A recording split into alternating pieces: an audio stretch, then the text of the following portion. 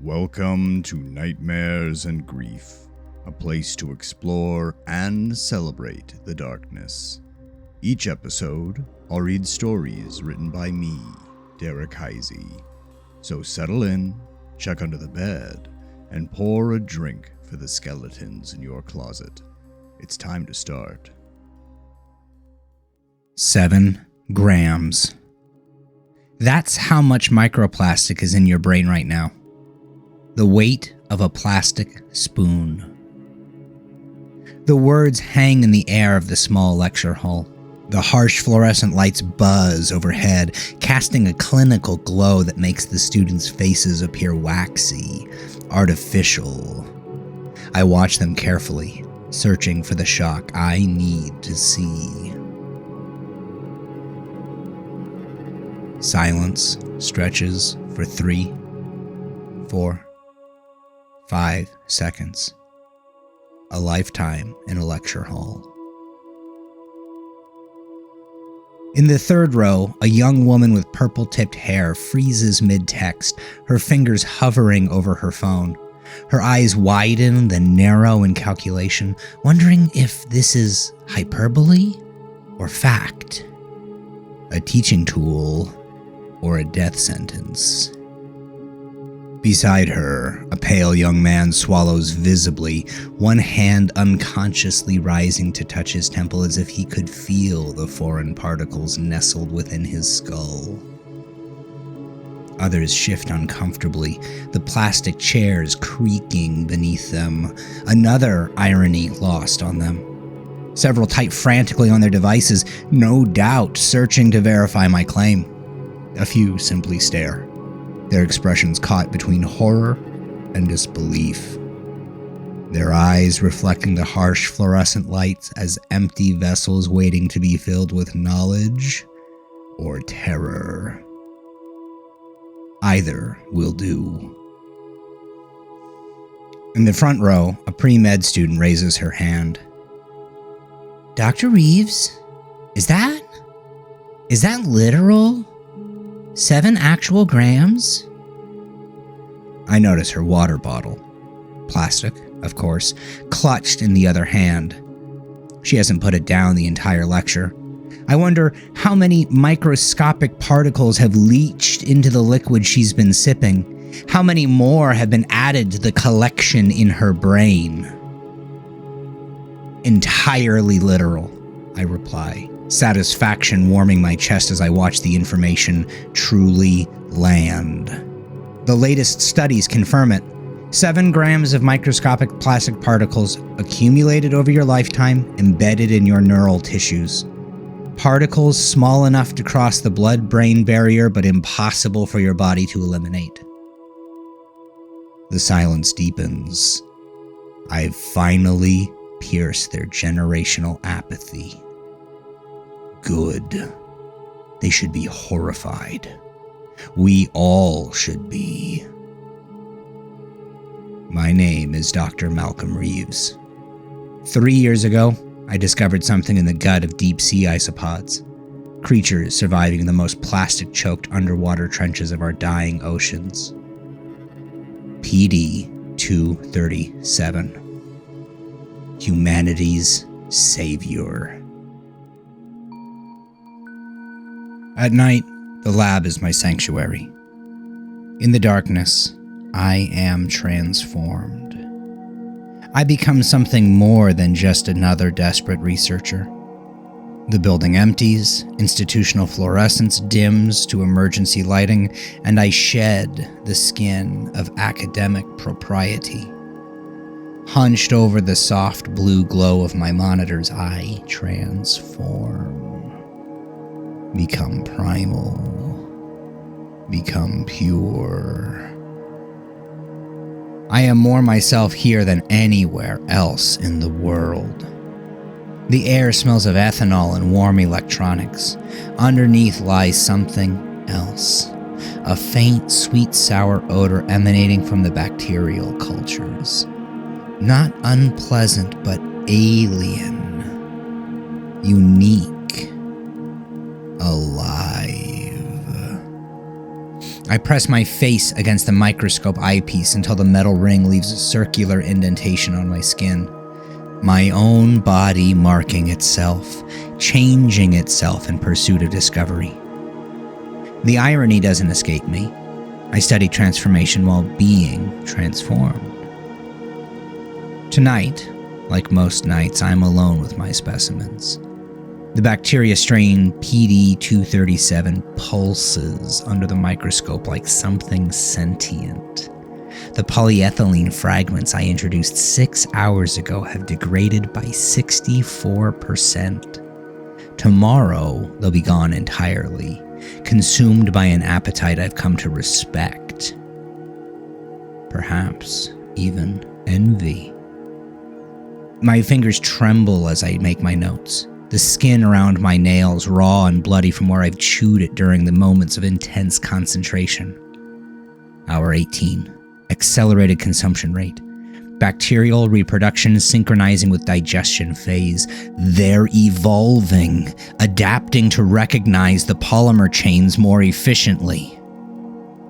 I pause, watching as the colony at the edge of the slide suddenly shifts, moving as a single unit toward a fresh plastic fragment. Not random movement, deliberate, coordinated. I add another note. Colony exhibits potential quorum-sensing behaviors. Bacterial movement suggests communication beyond known chemical signaling pathways. They're learning. The word learning shouldn't be in a microbiological report. I know this. I've been trained better. Yet there's something in the colony's behavior that defies mechanical explanation. The way the bacteria move together, the way they seem to communicate, perhaps through chemical signals, shifts faster than any model can predict. They don't just consume the plastic. They hunt it. A soft ping from the incubator draws my attention.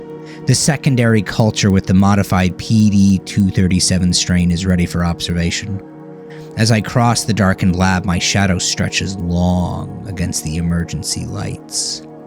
The building settles around me with small creaks and sighs, like a living organism adjusting to the night. In these moments, it's easy to imagine I'm not in a university laboratory, but somewhere primal. A cave, perhaps, where early humans first mastered fire and glimpsed their own potential for transformation. I reach for my coffee, cold and bitter after sitting untouched for hours. My hand trembles so severely that liquid sloshes over the rim, staining my lab notes. I haven't slept properly in 3 days. The bacteria don't sleep. Why should I? What keeps me awake now is something primal, the terrible thrill of watching something consume what was meant to be indestructible. We think we're the apex predator, but we can't even save ourselves. The lion doesn't destroy its environment, nor does the wolf. The only thing they need saving from is us. But this bacteria? In the artificial blue glow, I sometimes imagine I can see them inside me, too. The microplastics, 7 grams worth, nestled in the valleys of my brain. A plastic spoon's weight of invaders. They must be influencing my thoughts, my behaviors, my very humanity. The thought comes more frequently lately. When did it start? 3 weeks ago? 4?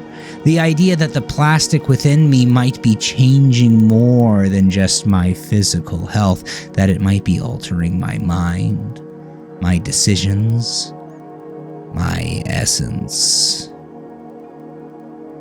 A notification flashes on my computer screen. The latest ocean data samples show a 17% increase in microplastic concentration from the previous month's data. At this rate, the predictions for marine ecosystem collapse move from 50 years to 35. Outside my lab window, the campus is dark except for security lighting. 3 a.m.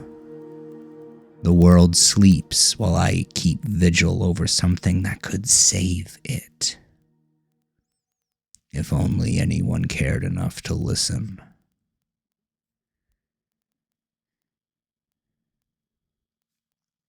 The university's administrative building always smells of floor polish and desperation. The polish, lemon-scented, acrid chemical thinly disguises the publish or perish anxiety permeating these halls. Careers live and die by these committee decisions. They are research's guillotine. I clutch my presentation materials tighter as I wait outside the grant committee's chambers. The leather portfolio is slick with anxious sweat. Inside, they're deciding the fate of my research, of the bacteria, of the world, though they don't realize it yet. My reflection is distorted in the polished marble floor, smeared by the gleam of artificial light on two polished surfaces. It doesn't feel like the true me, but I have to acknowledge what I see. The walls are lined with portraits of previous department heads, men and women whose scientific curiosity died long ago, replaced by budgetary concerns and corporate partnerships. Their eyes follow me with the same dismissive scrutiny I faced in every funding meeting. Each frame contains a study in compromise, brilliant minds that learn to value sustainability of funds over sustainability of ecosystems. I avoid their gaze, focusing instead on reviewing my key points one last time. 3 years. 3 years of hunting for this specific strain, of cultivating it, of proving what it can do. 3 years of watching the funding meter tick down while the plastic in our bodies tick up. 3 years of my life willingly given to a cause that feels increasingly hopeless. As they deliberate, they have me wait in the hall.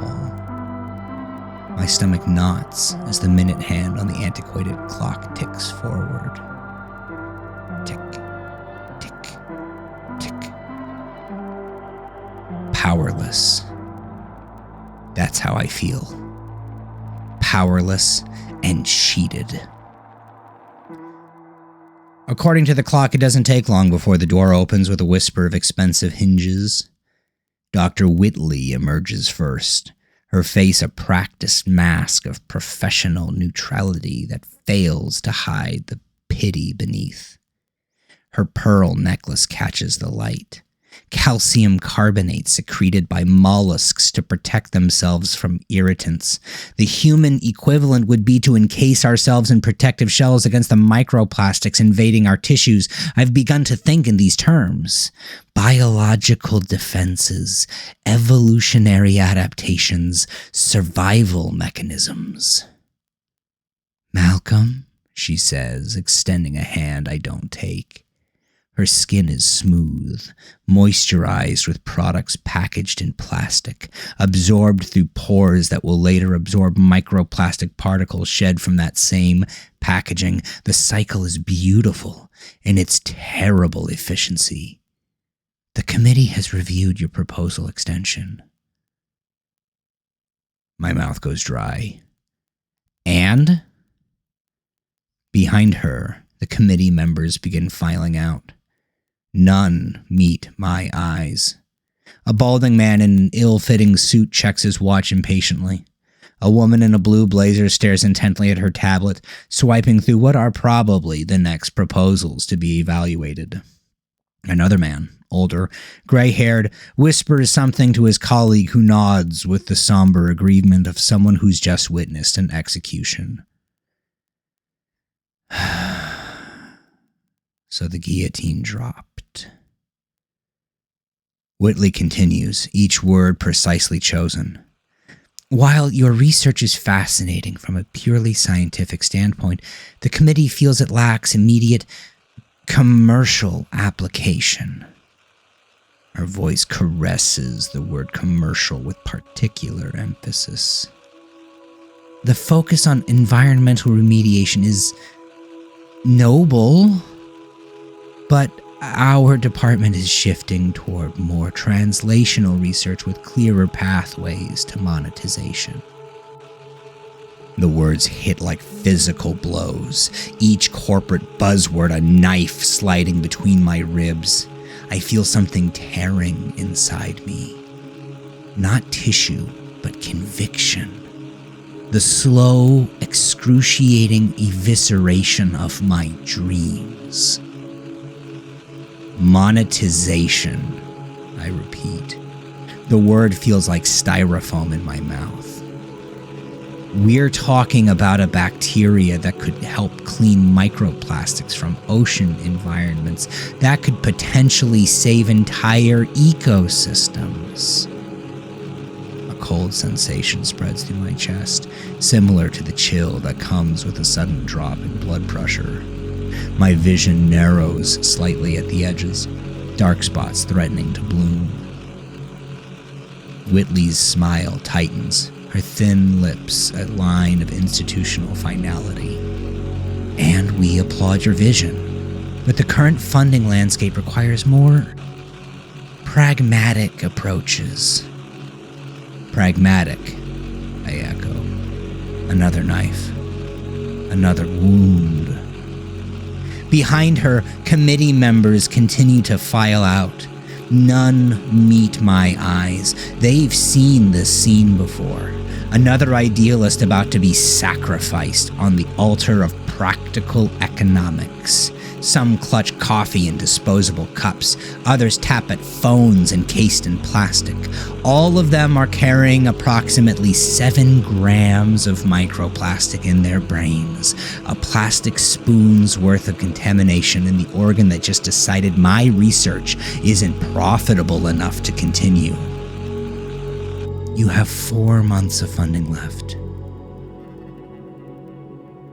Even though her voice softens slightly, the words crack the seams of my heart. 4 months? 4 paltry months, I think. We suggest using that time to explore more commercially viable applications of your discovery. Perhaps something in the consumer health sector? Microplastics in the human body are becoming quite the trending concern. The notion of discovery hounding after what's trending makes me nauseous. They want me to turn away from the source and toward a symptom. Something in the consumer health sector. Something people would pay for. Something profitable. I feel a calcification in my gut, like the microplastics accumulating in my tissues. My fingers tighten around the portfolio until my knuckles whiten. In my mind, I see the bacteria consuming polyethylene, breaking down what was designed to be indestructible. I wonder what else they might consume, given the right modifications. Thank you for your consideration, I say. The words hollow as I turn to leave. The voice doesn't sound like my own. It sounds older, harder, hungrier. As I walk away, I feel eyes on my back. Not just Whitley's, but the painted eyes and the portraits. Generations of scientists who face the same choice I now face. Adapt to the funding reality or watch your research die. Most chose adaptation. Evolution favors those who compromise. But But some adaptations create monsters.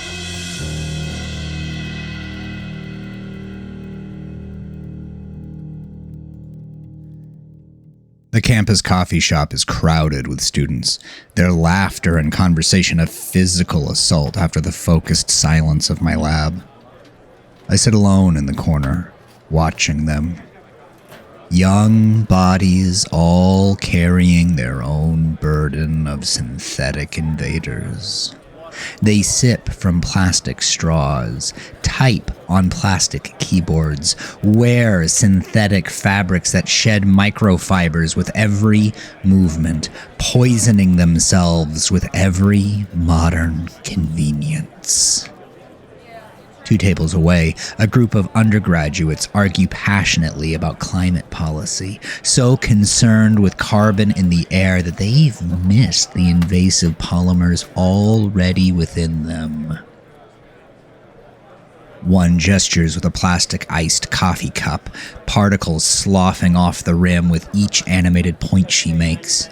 I want to laugh at the bitter irony, but the sound might come out wrong. Might reveal too much of what I'm becoming. My laptop screen glows with rejection. 3 grant applications denied in the past month, each one more desperate than the last. I've begun promising things I can't deliver. Rapid results, commercial applications, profitable outcomes. I open a blank document, fingers hovering over the keyboard. One last attempt at a purely environmental proposal takes shape. PD 237, Marine Application for Oceanic Microplastic Remediation. 2 paragraphs in, I stop.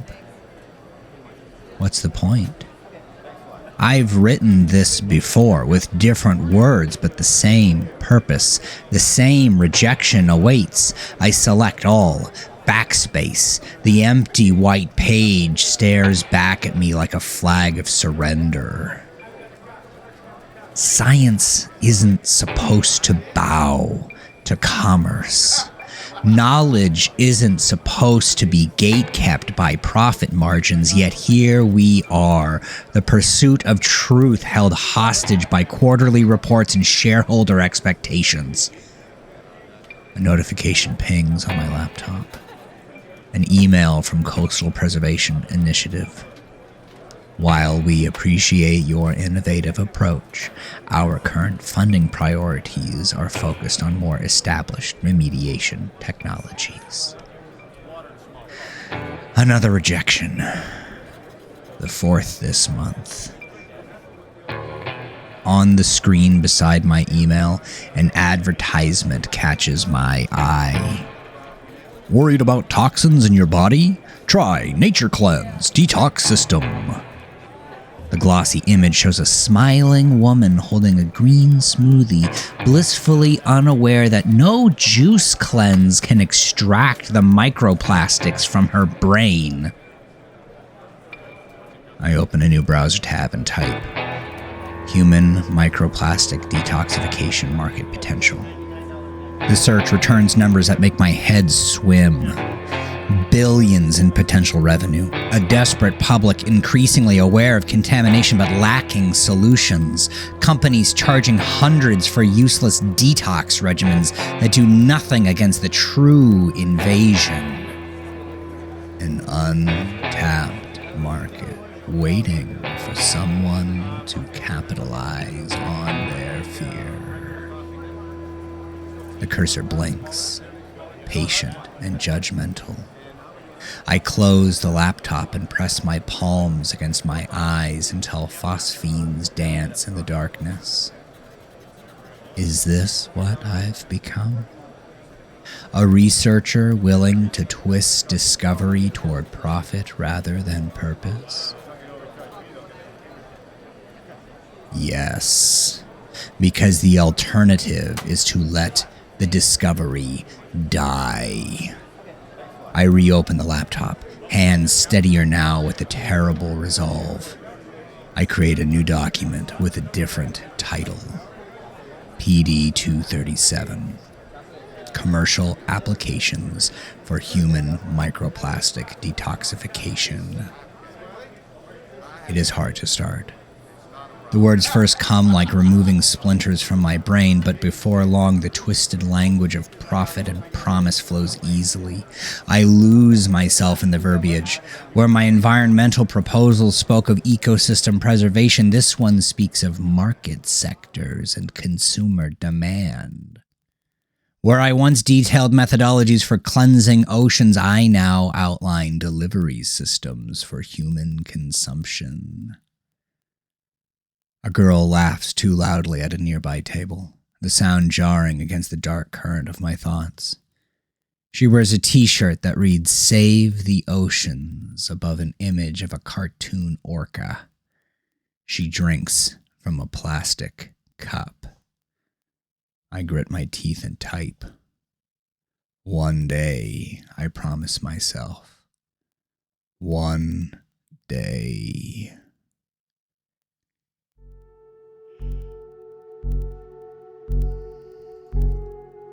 That night, I stand before my bathroom mirror, counting the costs, the unpaid loans, the unfinished research, the unrecognized potential. 3 years of work dismissed because it doesn't fit their quarterly profit projections. The harsh bathroom light flickers, an intermittent buzz accompanying each flash. The sound scrapes against my already raw nerves. My reflection looks gaunt, hollowed out. Dark crescents beneath my eyes like bruises. Skin sallow under the harsh bathroom light. I haven't been outside in weeks. The bacteria don't need sunlight. Why should I? I lean closer, focusing on my eyes. The whites are webbed with tiny red vessels from strain and lack of sleep. But there's something else. Something I've been trying to ignore for days. I lean in further, my breath fogging the glass slightly. Are my irises duller than before? Is there a slight cloudiness that wasn't present last year? The medical literature I've been obsessively reading flashes through my mind. Microplastics accumulate in eye tissue too. Studies show they cross the blood-retina barrier with terrifying ease. 7 grams in the brain. How much in the eyes? How much in the liver, the kidneys, the reproductive organs? My fingers trace the reflection of my face in the mirror, following the hollows of my cheeks, the sharp angle of my jaw. Is this just exhaustion or something more? Am I being consumed from within by the very invaders I've been studying? A tremor runs through my hand. Not just fatigue, something deeper, a subtle vibration that reminds me of the way PD 237 colonies pulse under the microscope. We are all plastic chimeras, hybrid creatures of polymer and flesh. I open the medicine cabinet and remove the bottle of sleeping pills. Almost empty. Sleep has become a luxury I can rarely afford. Too many thoughts racing through my mind. Too many calculations, simulations, possibilities. The pills rattle in the plastic container, a sound I once found reassuring but now seem like tiny, trapped screams. The bathroom light flickers again, and for a moment my reflection seems to shift. Something different in the eyes. I shake my head and pinch the bridge of my nose, exhaling a massive sigh. There is so much weight on my head and my heart. I should sleep. I drop 2 pills into my palm. But then I hesitate. My mind needs to work tonight, needs clarity, not chemical-induced unconsciousness. I return the pills to the bottle and set it aside. Back in my cramped apartment that doubles as a home office, I open my laptop. The screen illuminates a wall covered in research papers, news articles, statistics about microplastic contamination. The blue light from the screen makes my skin look like it belongs to a morgue cadaver. One headline stands out. Microplastics found in human brain tissue for first time. Average 7 grams per person. I begin typing a new research proposal. Not for the committee. They've made their priorities clear. This is for me. A pivot. A compromise. A surrender. Project proposal. Adaptation of PD-237 bacterial strain for human microplastic remediation. The cursor blinks like a heartbeat. Steady. Patient. Hungry. Science bends toward funding like plants toward light. I've discovered something miraculous, something that could cleanse our oceans, but without money, discovery dies. They want patents, not solutions, products, not knowledge. My keyboard cackles as I type faster and faster. Ideas flow from my fingers like blood from a wound, words appearing on the screen almost faster than I can think them, as if something else guides me. The bacteria could be modified to survive the human digestive tract. Controlled release, limited lifespan. Target specific polymers common in food packaging and water contamination. With each keystroke, the original purpose of my research slips further and further away. The vast, choking oceans recede from my mind, replaced by the image of sleek packaging, marketing slogans, profit margins. The noble goal of environmental salvation transmuting into something more marketable, more profitable, more monstrous. My phone buzzes. A text from Chen, my lab assistant. Research from today's ocean water test. 24% more microplastic concentration than last month's samples. We need to move faster. I close my eyes, sensing it. The microscopic invasion no one can see, but that changes everything. Plastic in our water, our food, our bodies, in our brains. 7 grams of it. The weight of a plastic spoon sitting in the control center of our humanity. When I open my eyes, my reflection in the laptop screen seems different again. My face superimposed over the research proposal. 2 versions of the same person. The idealist I was, the pragmatist I'm becoming. Something stirs in the back of my mind. A thought that isn't quite my own. A hunger that doesn't feel entirely human. I find myself smiling, but the expression doesn't reach my eyes. I save the document and title it PD-237, Commercial Application for Human Consumption. My fingers linger on the keyboard after typing the word consumption. Such a neutral term for a process that, in nature, is violent, necessary, transformative.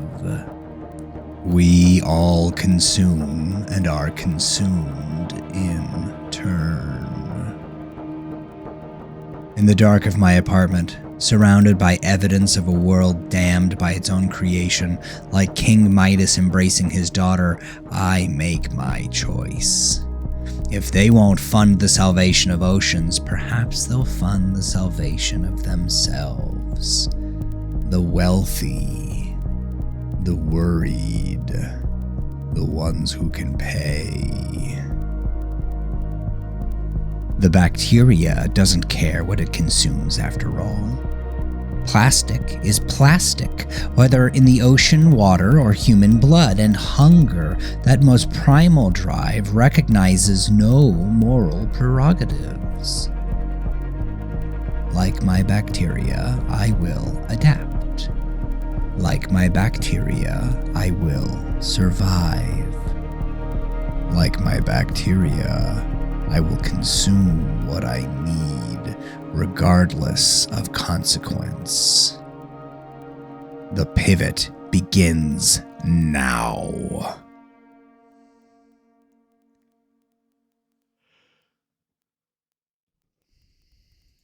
The lab is different at dawn. Less a sanctuary and more a confessional. Morning light streams through the blinds I rarely open, catching dust particles that dance like microorganisms in the golden beams. I've been here all night, running simulations on mammalian digestive compatibility. The early sunlight transforms the space, making the familiar equipment seem alien. Every surface gleams with sterile purpose. The incubators hum like patient predators. The centrifuges stand ready to separate, to isolate, to purify.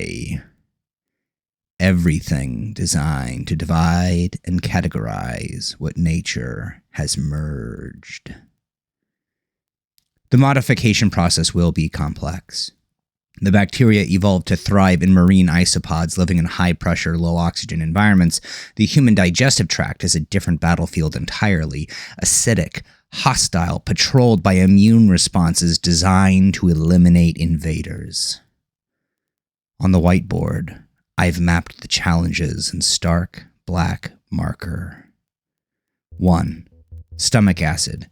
pH 1.5 to 3.5, destroys bacterial cell walls within minutes. 2. Bile salts disrupt cellular membranes. 3.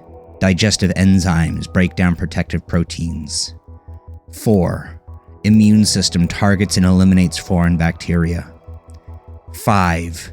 Residence time insufficient for effective plastic degradation. But nature finds a way. Evolution is nothing if not persistent. I moved to the computer, checking the simulation I left running overnight. On my computer screen, a virtual model shows bacterial colonies dying within minutes of exposure to simulated stomach acid. Another failure. Red error messages flash. Colony viability, 0% at T plus 4 minutes. I make my notes mechanically, no longer registering disappointment. My hand moves steadily across the page, documenting the time of death for yet another virtual colony. Failure is just information. Another path eliminated. Another step closer to the answer. The early light catches the glass vials in the incubation chamber.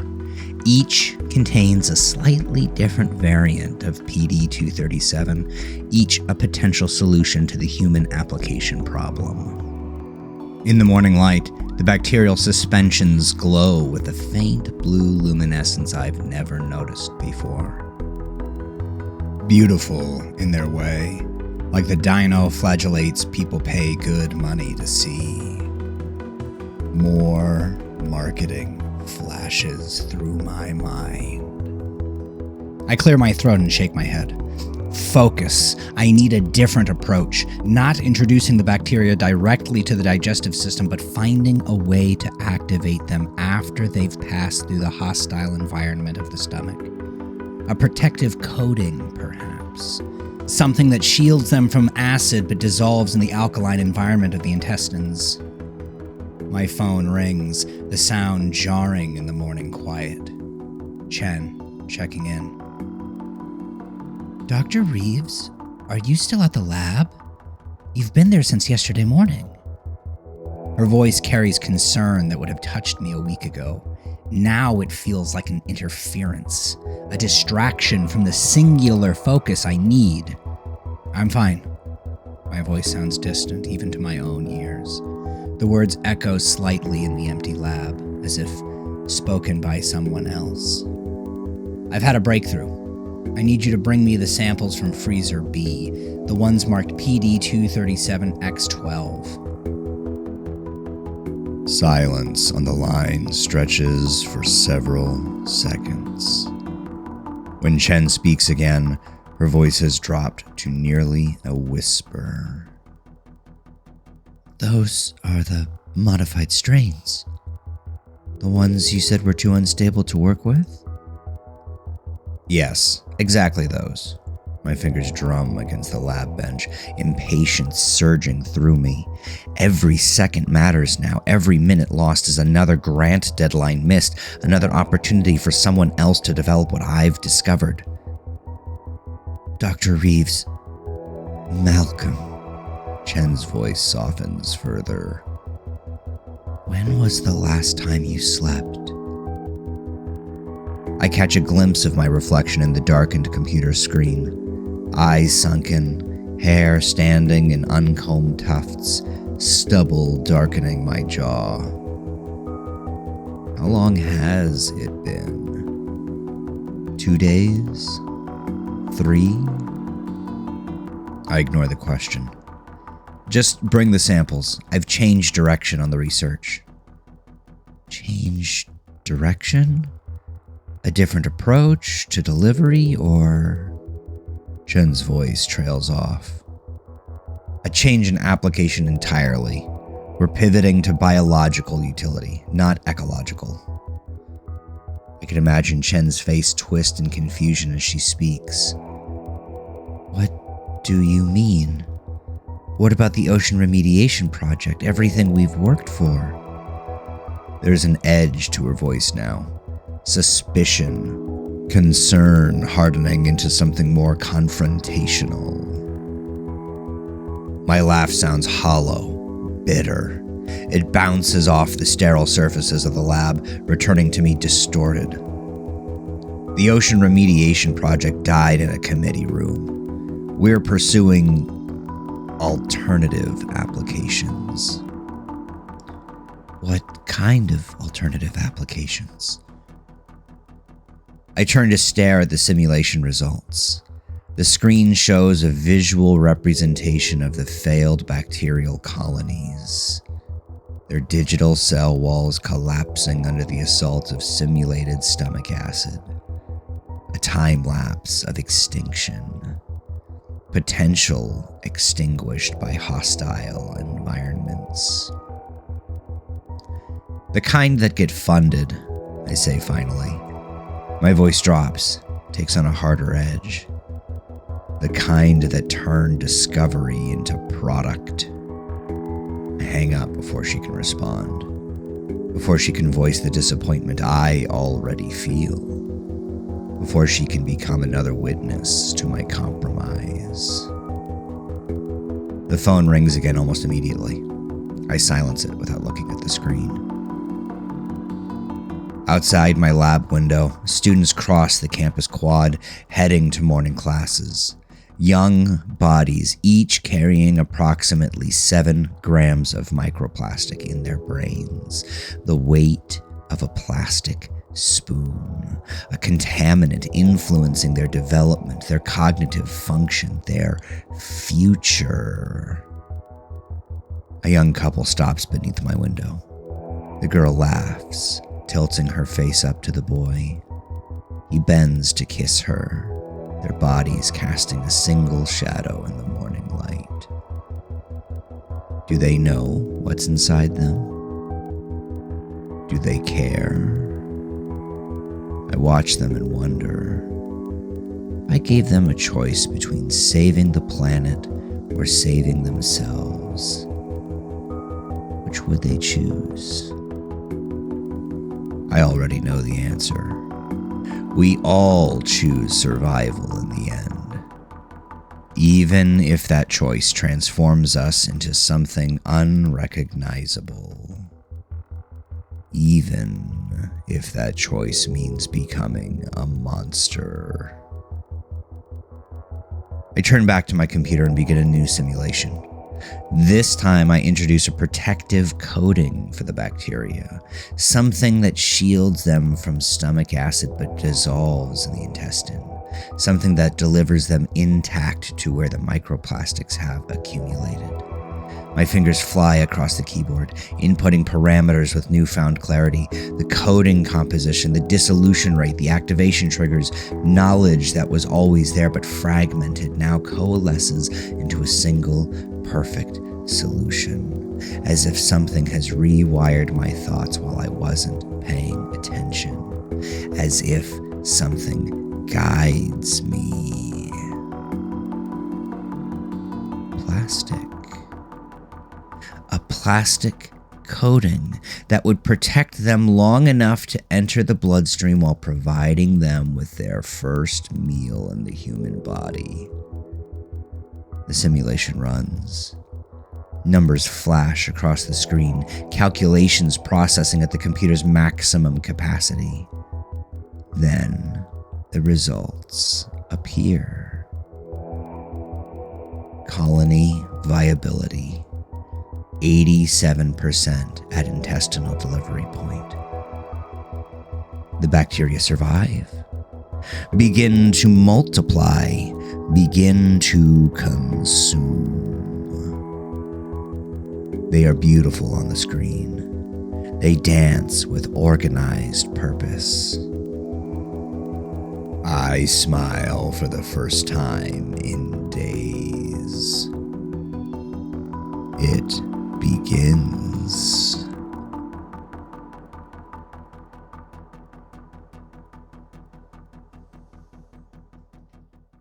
My apartment stands neglected, dishes crusted with microwaved meals, blinds perpetually drawn against a world that no longer deserves salvation. What matters now is adaptation, evolution, survival. The bacteria thrive in their new environment. I've modified their outer membrane structures to withstand stomach acid, coated them in a polymer that dissolves only in the alkaline environment of the small intestine. The irony doesn't escape me. Using plastic to deliver the plastic eaters. We're all compromised now. Our first animal trials begin tomorrow. I've already ordered 20 lab rats, their bodies perfect repositories of accumulated microplastics. Like us, they've been drinking from plastic bottles, eating food wrapped in plastic, breathing air filled with plastic particulates, little microcosms of our contaminated lives. I move through the lab in a perpetual half-trance, operating on instinct and muscle memory more than conscious thought.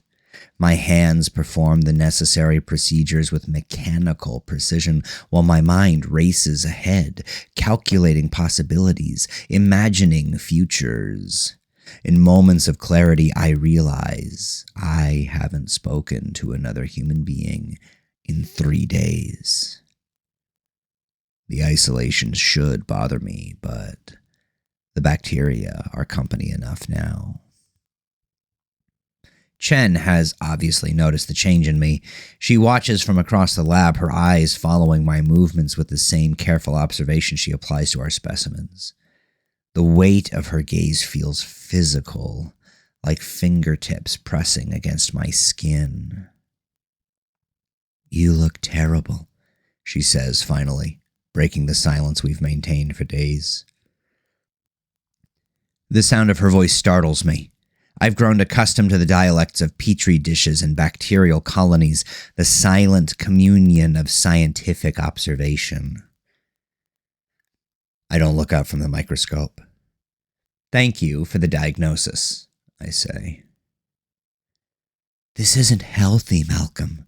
You haven't left the lab in 3 days. She steps closer, her reflection appearing in the polished surface of the workbench. Your clothes are the same ones you wore on Tuesday. I adjust the focus, watching the colony consume a fragment of polyethylene terephthalate. The plastic dissolves at the edges, breaking down into components so small they become invisible, even under magnification. Disappearing, but not gone. Never truly gone. The bacteria don't take days off, I say. Neither do I. This isn't what we set out to do. Her voice grows softer, a dangerous tenderness that threatens to unravel my resolve. She places a hand near mine on the workbench, not quite touching, but close enough that I can feel the warmth of her skin. We were supposed to be saving oceans, not chasing patents. I straighten, feeling vertebra pop in protest. How long have I been hunched over? Time has become fluid, marked only by bacterial reproduction cycles rather than sunrises or meals. What we set out to do died for lack of funding, I reply, the words bitter. My tongue feels odd in my mouth, slightly swollen, hypersensitive to the texture of each syllable as it forms. This is adaptation. This is survival. At what cost? The question hangs between us. At what cost indeed? I meet her eyes directly for the first time in days. What does she see looking back at her? The same Malcolm she's worked alongside for 3 years, or something changing? She holds my gaze for a moment, then looks away.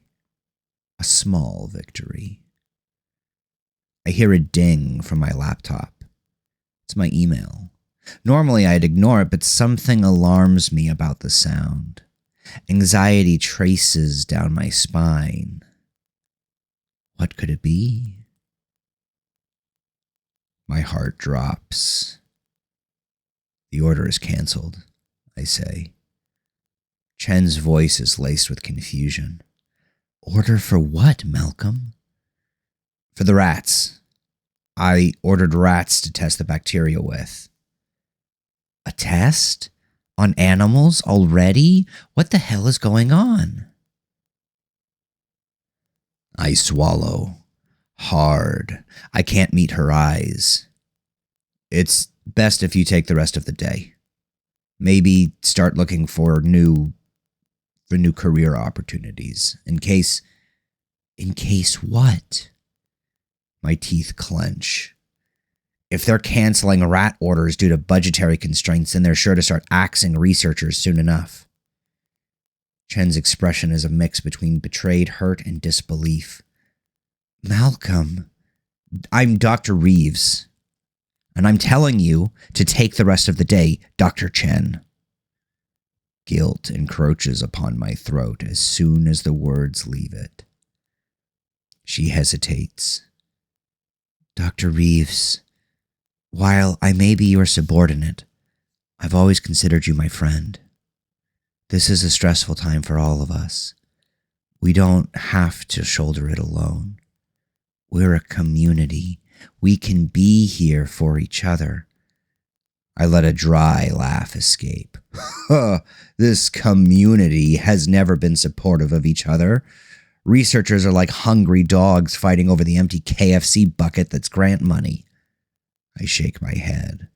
You're envisioning a world you want to see, not the one that is. Dr. Chen purses her lips and stands a little stiffer. You've always been pessimistic, but this is something different. She lets her eyes linger over me like it's the last time she'll see me, and adds, "I'm here to talk if you need it, Mal." Dr. Reeves. Then she turns and disappears through the door. Later, alone in the lab, I prepare the first test dose. The bacterial suspension glows faintly blue. The liquid moves with an almost hypnotic quality, swirling in the vial like something sentient, something aware, something hungry. I hold it up to the light. Such a small thing to pin such large hopes upon. Such a small thing to betray every principle I once held dear.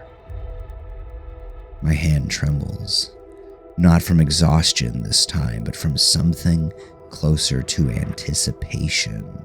I've calculated the dosage for the rats, a conservative estimate to ensure their survival long enough to observe effects, but science has always required sacrifice. Before I fully register my own intentions, I'm standing in the small lab bathroom, the vial uncapped in my hand. My reflection watches me with eyes that seem less like my own with each passing day. Darker, hungrier. The bacteria will die in the acidic environment of my stomach. The modifications haven't been tested. The protective coating may fail. The colony migration may not occur as predicted. All the rational objections of the trained scientist I once was. But the man I am now, this hollowed, hungry creature bent beneath the weight of 7 grams of plastic in my brain, he has a different logic. A primal certainty that transcends experimental protocol. Adaptation, I whisper to my reflection. Evolution. The liquid burns going down, metallic and alive. I feel it traveling through me, a cold path to my stomach. For a moment, nothing happens. Then a warmth begins to spread outward from my core. Not painful, not yet. Just a presence, an awareness of something new inside me.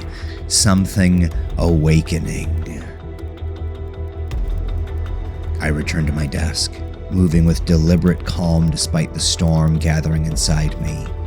I make notes with clinical detachment. Hour 0. Self-administration of PD-237, modified strain. 5 cc oral dose. Initial sensation of warmth in digestive tract. No observable adverse effects. Monitoring for signs of bacterial colonization in lower intestine. The words swim on the page. My vision blurs momentarily, then sharpens to painful clarity. The fluorescent lights suddenly seem brighter, harsher. I can hear the hum of the refrigeration units with new precision, distinguish between the different frequencies of electrical current running through various machines. Something is changing. Something is awakening. I am becoming.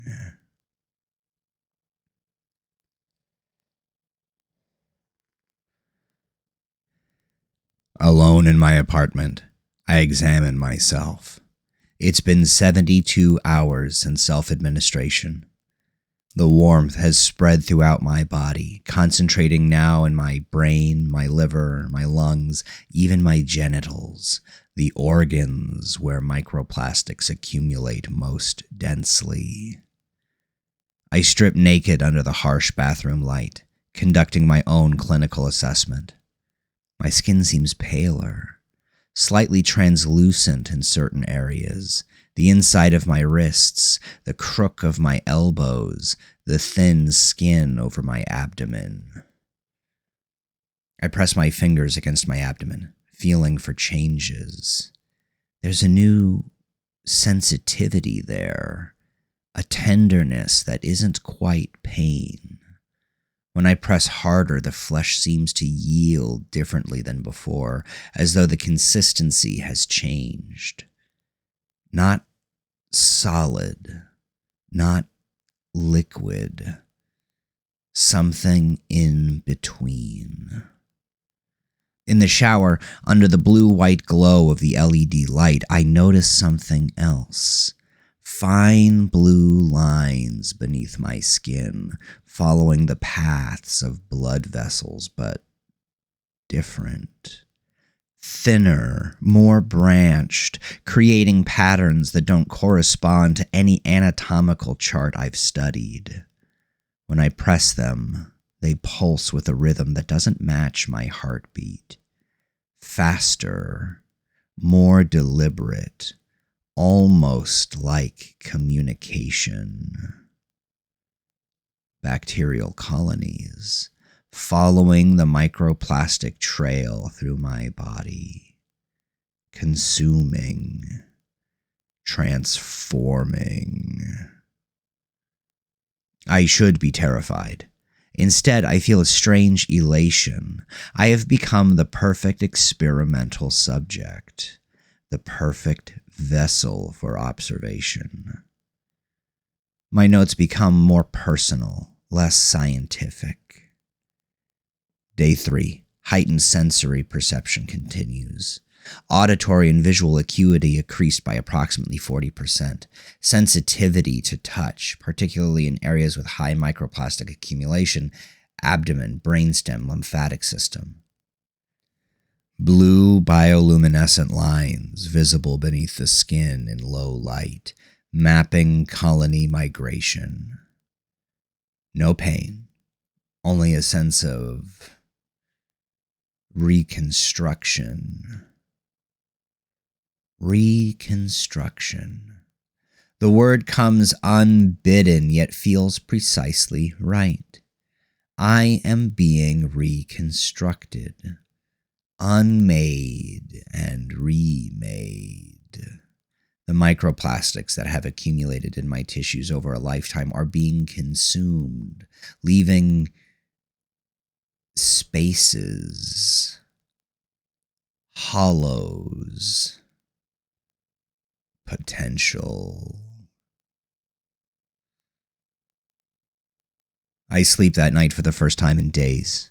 My dreams are liquid, blue, hungry. I move through oceans choked with plastic waste, but instead of despair, I feel only anticipation. A sense of purpose so pure it transcends morality. It feels like the beginning of something new. I dream of Prometheus bringing fire down the mountain.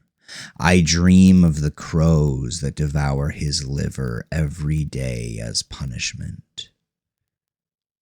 What will become of me? When I wake, there are blue-tinged stains on my sheets. My skin weeps a clear fluid from pores that seem larger, more active. I collect samples, preparing slides with hands that tremble not from fear, but from excitement. Under the microscope, I see them. The bacteria, changed now from their original form, evolved, adapted. They move with new purpose, new intelligence. They recognize me now. Not as host, but as symbiote. We are becoming something together. Something new.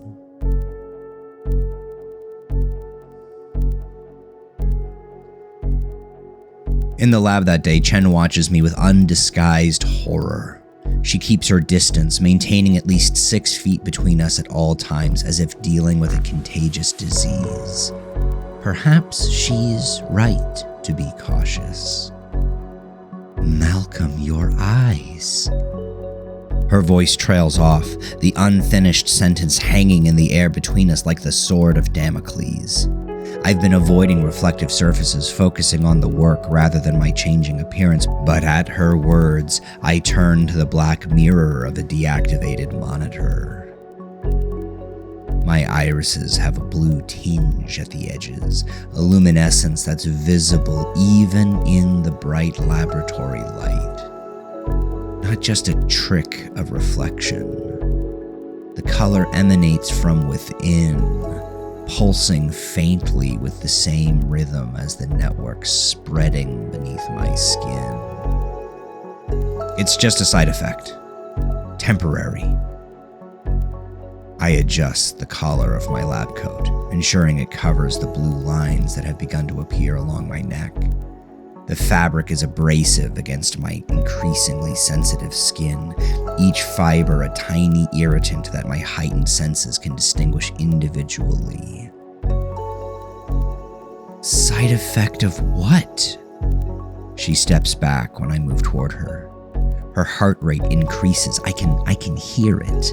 The elevated tempo of fear. I can smell it too. The sharp, sour tang of adrenaline in her sweat. What have you done?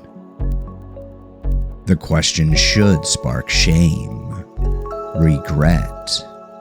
Instead, it ignites something closer to pride. What have I done? I've overcome the limitations of funding committees and profit margins. I've found a direct path to discovery. I've transcended. I've found a solution, I tell her, the words thick and clunky in my mouth. My tongue is different. More sensitive, mapping the microscopic textures of each syllable as it forms. A beat passes. You self-administered. Not a question.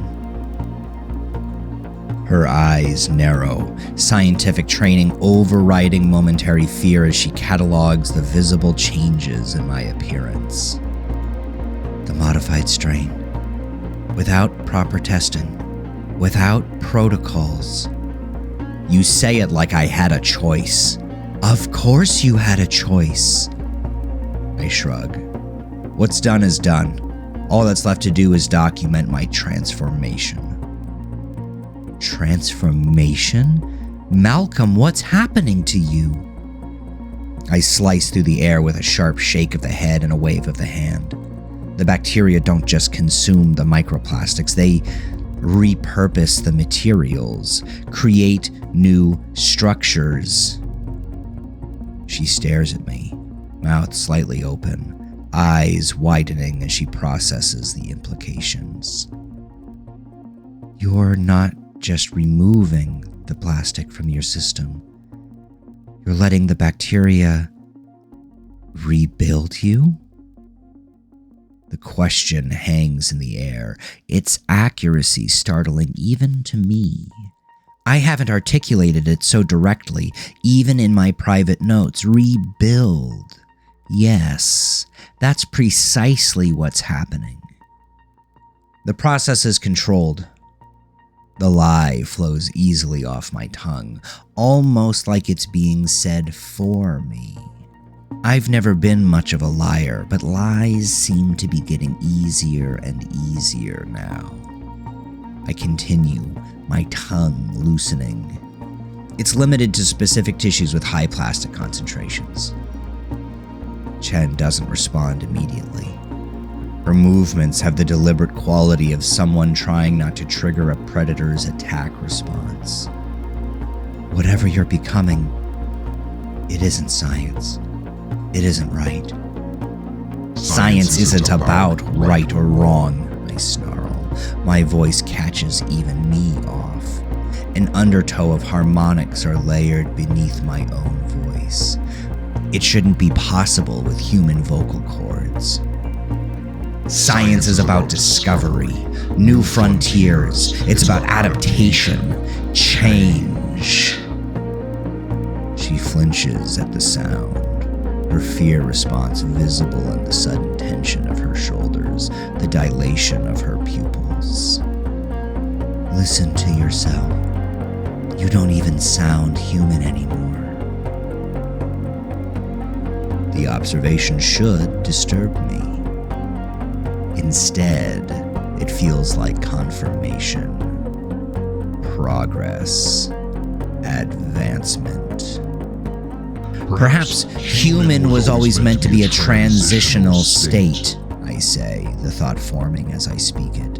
We've been changing ourselves for decades, introducing synthetic polymers into our tissues, our brains, our reproductive organs. 7 grams of plastic in each human brain, Dr. Chen. We stopped being fully human when we started becoming plastic.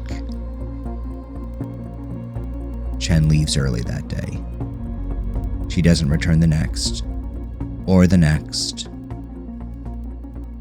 She's seen the change beginning in me, and it terrifies her. As it should. I continue working alone. The university administration barely notices. Another overworked researcher, another darkened lab with a single light burning through the night. Science has always attracted obsessives. They assume I'm just another one, consumed by ambition rather than bacteria. Perfect camouflage for what I'm becoming. The changes accelerate. I document each progression with methodical precision. Day 14.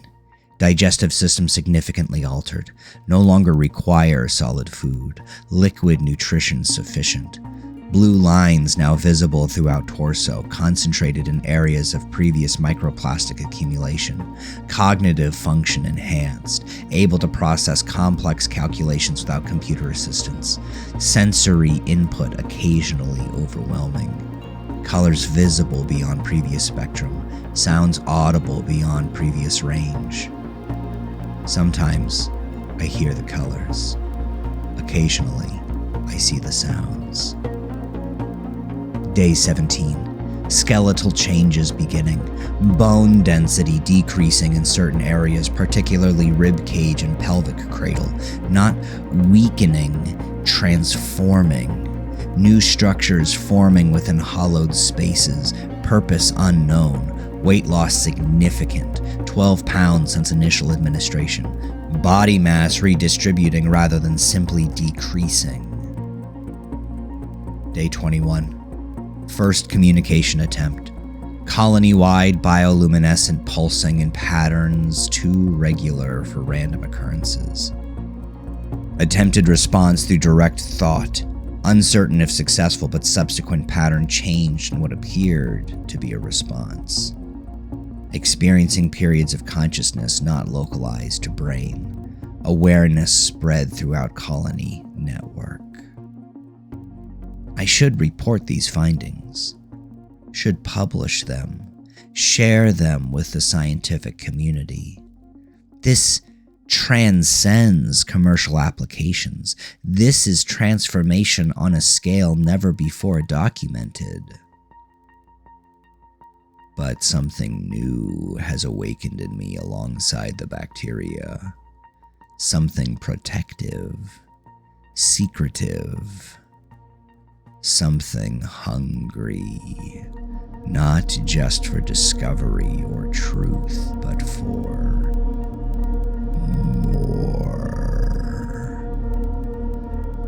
The hunger grows daily, a constant presence in what remains of my human consciousness. Not for food. I barely eat now, subsisting on nutrient solutions that the colony can easily process. This hunger is for expansion, for transformation beyond the limitations of this single host.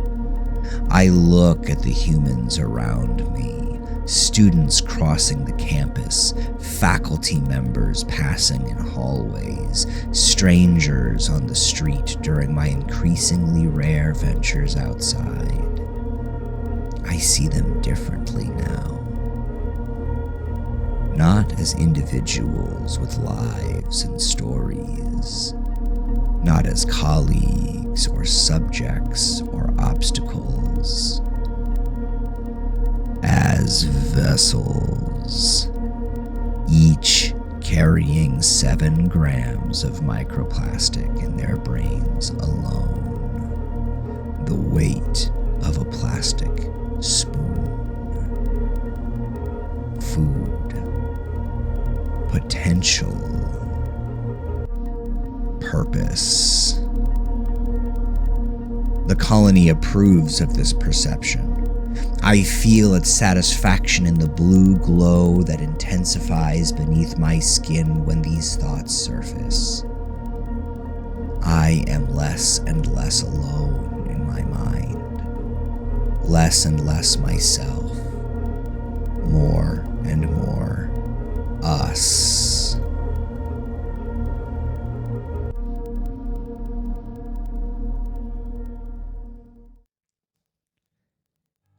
The funding committee calls a review meeting. I've been absent from department functions, missed teaching assignments. Their emails grow increasingly insistent until finally I agree to attend. I dress carefully that day, choosing high-necked clothing despite the summer heat, gloves despite the raised eyebrows they'll generate. My skin has begun to change texture in patches, softer in some areas, almost translucent in others. The blue lines are visible even in bright light now, a network of luminescent pathways just beneath my epidermis. In the bathroom mirror, I apply makeup to conceal the blue tinge that is spread across my cheekbones and the hollows beneath my eyes. The cosmetics feel abrasive against my hypersensitive skin, each microscopic particle like grains of sand. When I smile at my reflection, testing the mask I've created, something shifts beneath the surface. Muscles moving in ways they shouldn't, pulling at angles that human anatomy doesn't allow. The effort of maintaining human appearance is exhausting, but necessary. The colony understands this in its way. It dims its luminescence when I'm preparing to venture outside, conserving energy, hiding its presence. Camouflage. Dr. Whitley's office smells of wood polish and institutional power. The stink assaults my heightened senses: lemon oil, petroleum distillates, synthetic fixatives. Beneath that, her personal odor profile. Coffee, stress hormones, the faint chemical signature of plastic leaching from her polyester blouse, perfume. I can catalog each component individually now, my olfactory perception enhanced beyond human limitations. She gestures for me to sit, her smile not reaching her eyes. We've been concerned, Malcolm. Your sudden change in research direction, your reclusive behavior. I don't answer immediately, distracted by what I can see in her, through her. The microplastics accumulated in her tissues over decades, her liver, her lungs, her ovaries. 7 grams of it in her brain alone. The weight of a plastic spoon. I can see it now. These foreign bodies illuminated by some new sense that bridges vision and intuition. The particles glow faintly blue to my altered perception, scattered throughout her neural tissue like stars in a private constellation. Beautiful in their way. Each one a potential seed for transformation. Each one a beacon calling to the colony that has made me its host. And I can feel the hunger awakening in response. Not my hunger. Theirs. The colony's.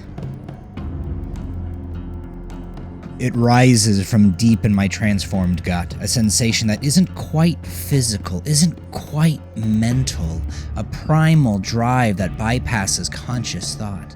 My gloved fingers twitch, the skin beneath them rippling as the colony responds to proximity, to opportunity, to food. I've made progress, I say finally, my voice sounding strange in my ears. Deeper, with harmonics that didn't exist before. I modulate carefully, addressing the secondary tones that have begun to accompany my speech. Significant progress. Yes, we've noticed your requisitions. Additional lab animals, specialized equipment, without approved research protocols. She leans forward, pearls clicking against each other, the sound painful in its clarity. Each tiny impact sending vibrations through the air that my enhanced hearing perceives as distinct, separate events rather than continuous sound. This isn't like you, Malcolm. A laugh escapes me before I can suppress it. Not like me, no. Not like the Malcolm who begged for scraps of funding. Not like the Malcolm who compromised his vision to chase commercial applications. This is something new. Something voluminous. I'm close to a breakthrough, I tell her, the lie sliding easily between us. The truth is, the breakthrough has already occurred. Is occurring still, every moment in the hollowing spaces of my changing body. We need documentation, proper protocols, ethics approvals. She pushes a stack of forms across the desk. The paper makes a soft shushing sound as it slides across the polished wood, fibers catching and releasing in microscopic patterns. Especially if you're pursuing something for human consumption. Human consumption. The phrase triggers something deeper than hunger in the colony. A recognition. A purpose. The blue lines beneath my skin pulse more intensely, and I feel a rush of warmth spreading up my neck, across my cheeks. I tug at my collar, ensuring the concealment remains in place. Of course, I say, taking the forms with gloved hands. I'll complete these immediately. As I stand to leave, a wave of dizziness washes over me. Not weakness. My modified body is stronger than ever, but a surge of the colony's influence, momentarily overwhelming my dwindling human consciousness. I steady myself against her desk, and for a moment, our hands are inches apart. I can feel the heat of her, the complex electromagnetic field generated by her nervous system, and beneath that, I can taste the microplastics scattered throughout her tissues. Foreign bodies. Invaders.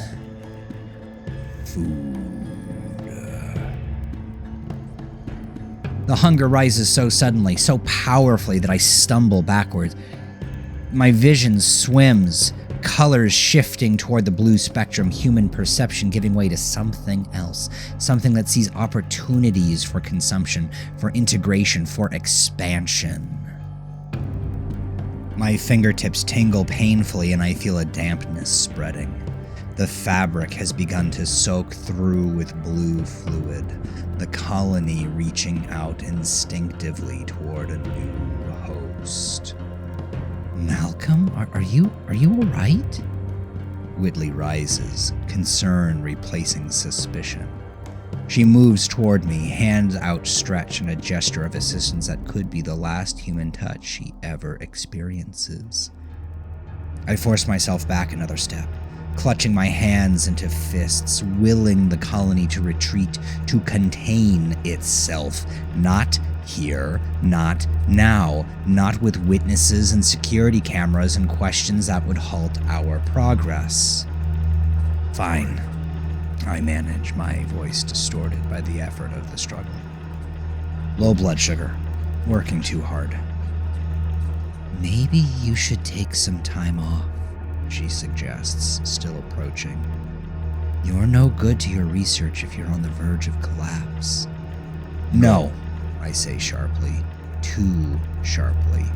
Her footsteps halt. No, the work is at a critical stage. I just need to eat something. The statement almost triggers another inappropriate laugh, but I suppress it. I leave before the hunger can overwhelm me, before the colony can act on its new imperative. In the sanctuary of my lab, I surrender to the transformation taking place. Blue fluid seeps from my pores, staining my clothing. I remove it all, standing naked before the full-length mirror I've installed for documentation. The man who stares back is both me and not me. Thinner, certainly. Hollowed in places where soft tissue has been consumed but not replaced. But also expanded. New structures visible beneath semi-translucent skin, blue lines mapping not just blood vessels now, but something more complex. A new circulatory system overlaying the old.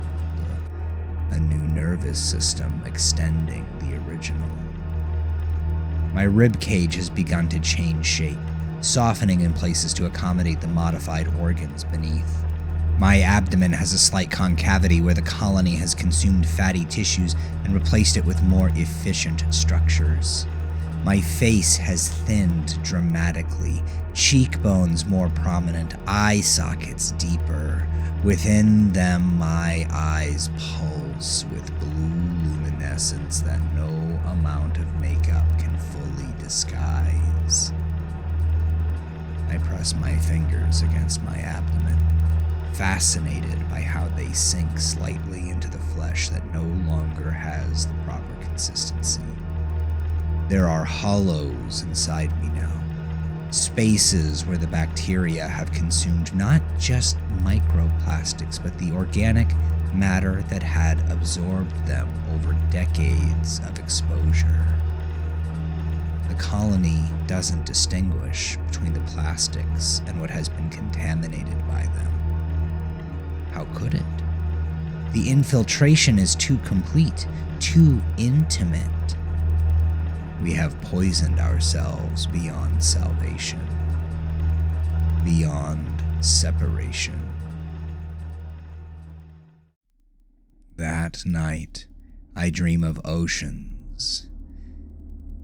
Not the polluted, dying oceans I sought to save, but something new.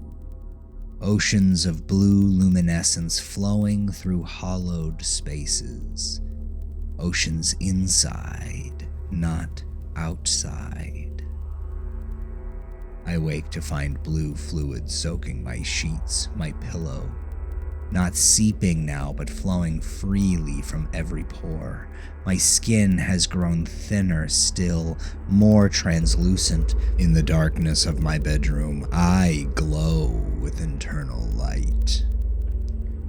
I should be horrified, should seek medical attention, should document this as a catastrophic experimental failure. Instead, I feel only wonder and hunger. The bacteria have consumed most of the microplastics in my body now. 7 whole grams from my brain alone. The weight of a plastic spoon. gone now, leaving hollows that fill with blue luminescence, but the hunger remains, grows stronger. The colony needs more.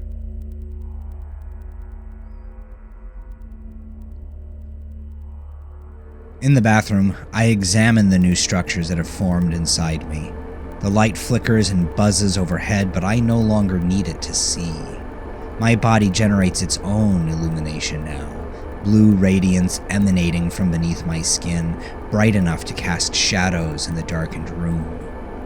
I press my palms against the cool ceramic of the sink, watching as they leave faint luminescent smears where my modified skin touches the surface.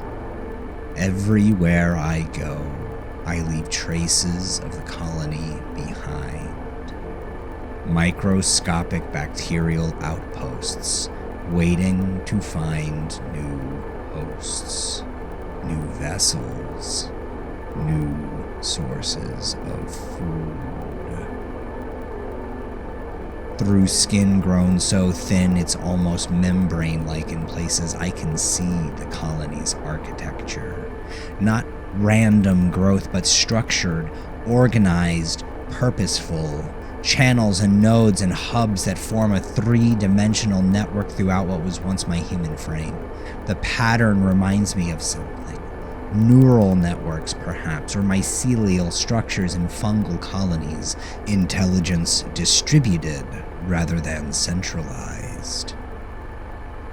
When I move, the structures shift with liquid grace, redistributing within the hollows they've created. I feel lighter than I should, given my height. The colony has consumed nearly 30% of my original body mass, replaced it with something more efficient, more adaptive. I am becoming something new, something transcendent, something hungry. And I am not alone in my contamination. 7 billion humans, all carrying their burden of microplastics, all potential hosts, all potential food. I dress carefully, choosing loose clothing that won't pressure my changing skin. The fabric irritates my hypersensitive nerve endings, but it's a necessary discomfort. Camouflage remains essential until the next phase begins. In the kitchen, I find a small plastic Tupperware. I press my fingers against my abdomen, feeling for the largest concentration of the colony, then press harder. The sensation isn't painful. The colony has reconfigured my pain receptors, dulled them in areas where its processes might trigger human distress responses.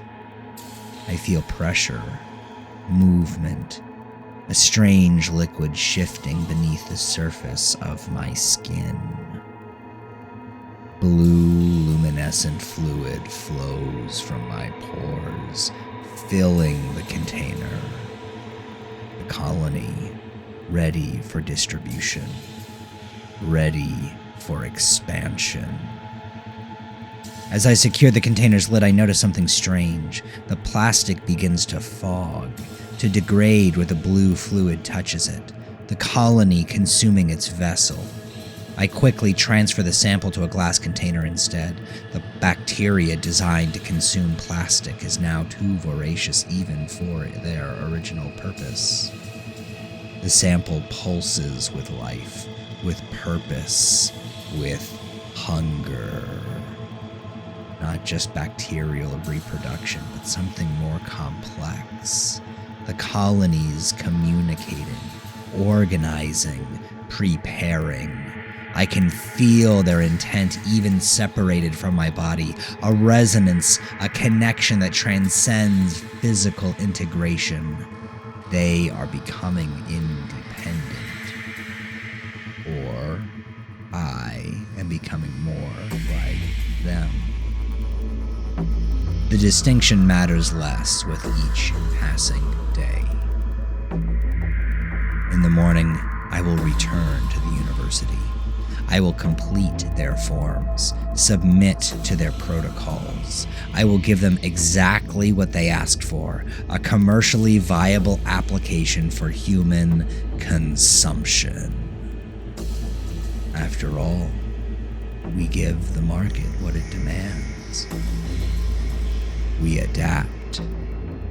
We evolve. We consume. I place the sample in a cooler designed for biological materials. The glass container rests in the center, pulsing with blue light. Even through the insulated walls, I can feel its presence, its purpose. The beginning of something greater than one transformed researcher, one modified body. The hunger grows. Not just for microplastics now, for more, for expansion, for transformation beyond the limitations of this single host. I close my eyes and feel them moving inside me, the colony that is becoming less separate, more integrated with each passing hour. We understand each other now, communicate through chemical signals and bioluminescent pulses, a language beyond words, beyond human comprehension. They need more than I alone can provide, and I need more than this single transformation. Together, we hunger for the world.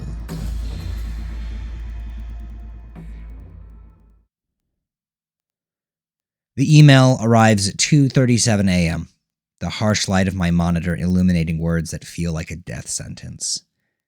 Due to unforeseen budgetary constraints, all pending animal testing requisitions are suspended until further review. Researchers are advised to pause all studies requiring additional specimens until the next fiscal quarter. My hands begin to shake. Not from exhaustion, but from something primal rising beneath my skin.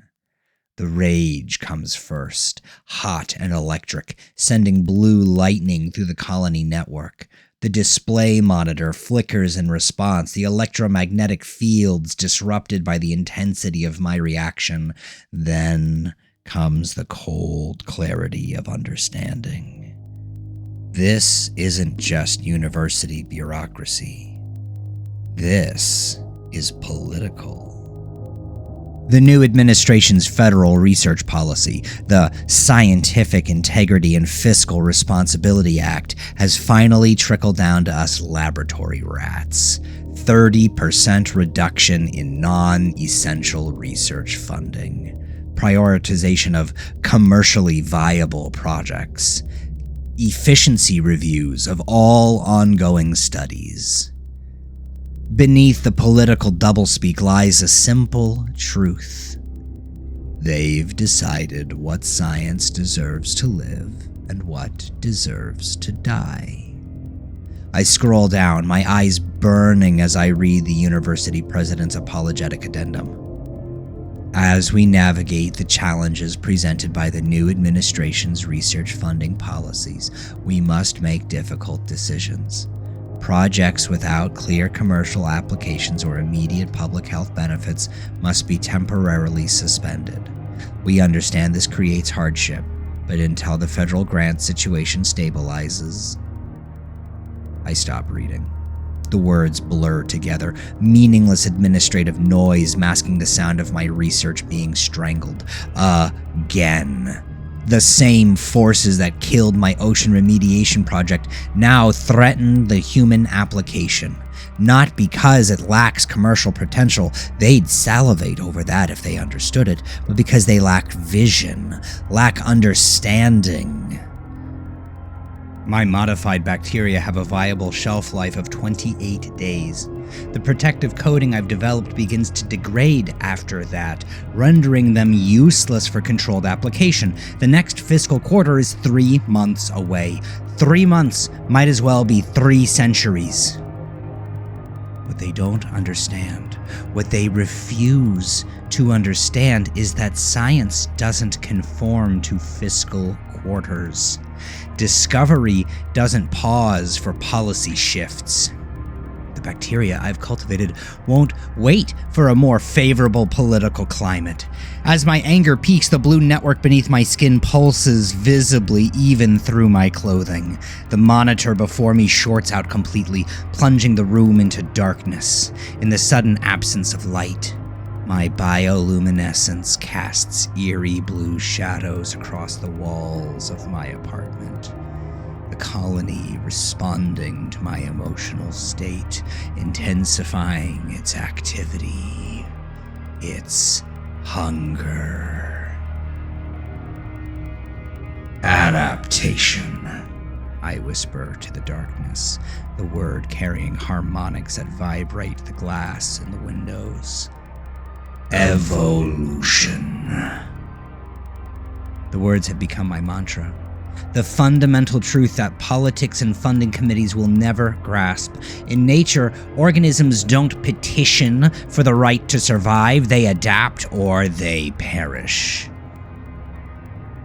I move to the window, gazing out at the sleeping city. My enhanced vision picks out individual figures in a distant window. The security guard making his rounds in the building across the street. In another, a student working late in the library. Then a couple arguing in an apartment 3 blocks away. All of them ignorant of what grows in their midst. All of them carrying their 7 grams. All of them waiting to become. The 20 lab rats I've ordered won't arrive. The testing schedule I've meticulously planned crumbles like tissue paper in acid. The controlled study, the documented protocols, the careful science, all rendered impossible by politicians who couldn't distinguish a bacteria from a virus.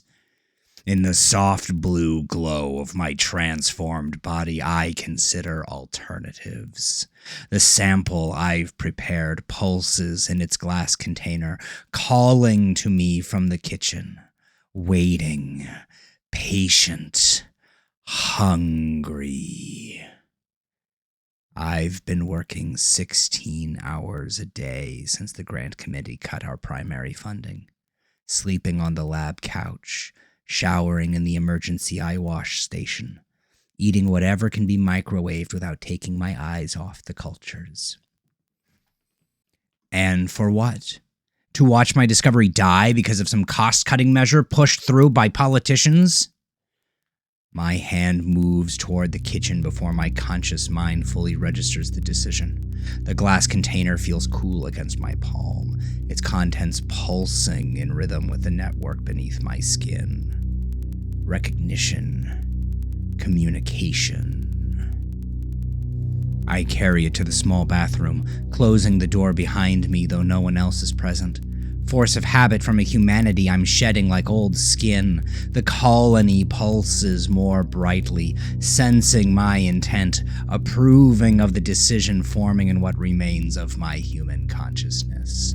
As I set the container on the edge of the sink, I catch my reflection in the mirror. The face looking back barely resembles Dr. Malcolm Reeves now.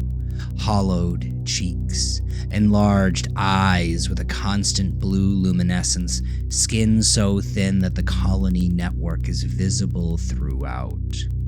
What remains of my hair has begun to fall out, replaced by fine, translucent filaments that conduct light from the network beneath.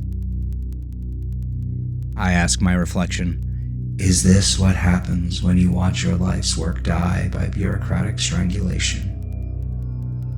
This desperate clarity. My voice resonates strangely in the small space, harmonics creating standing waves that make the mirror vibrate slightly. My reflection ripples, distorts, reforms. Both me and not me.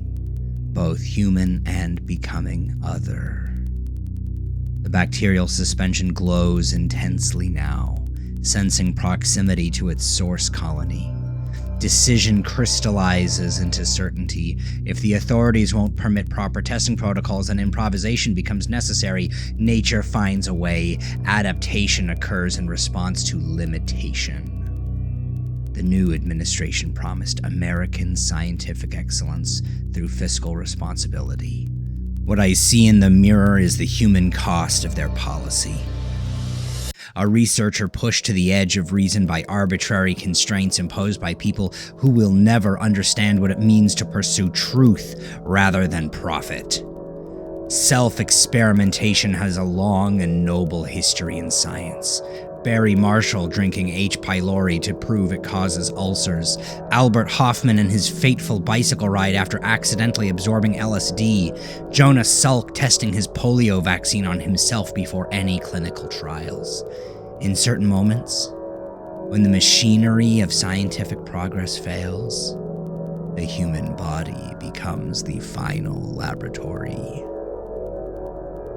From the new administration's policies, adaptation emerges, I murmur to my reflection, the words sounding like a eulogy for the researcher I once was. The one who believed in systems and protocols and the slow, methodical march of sanctioned discovery.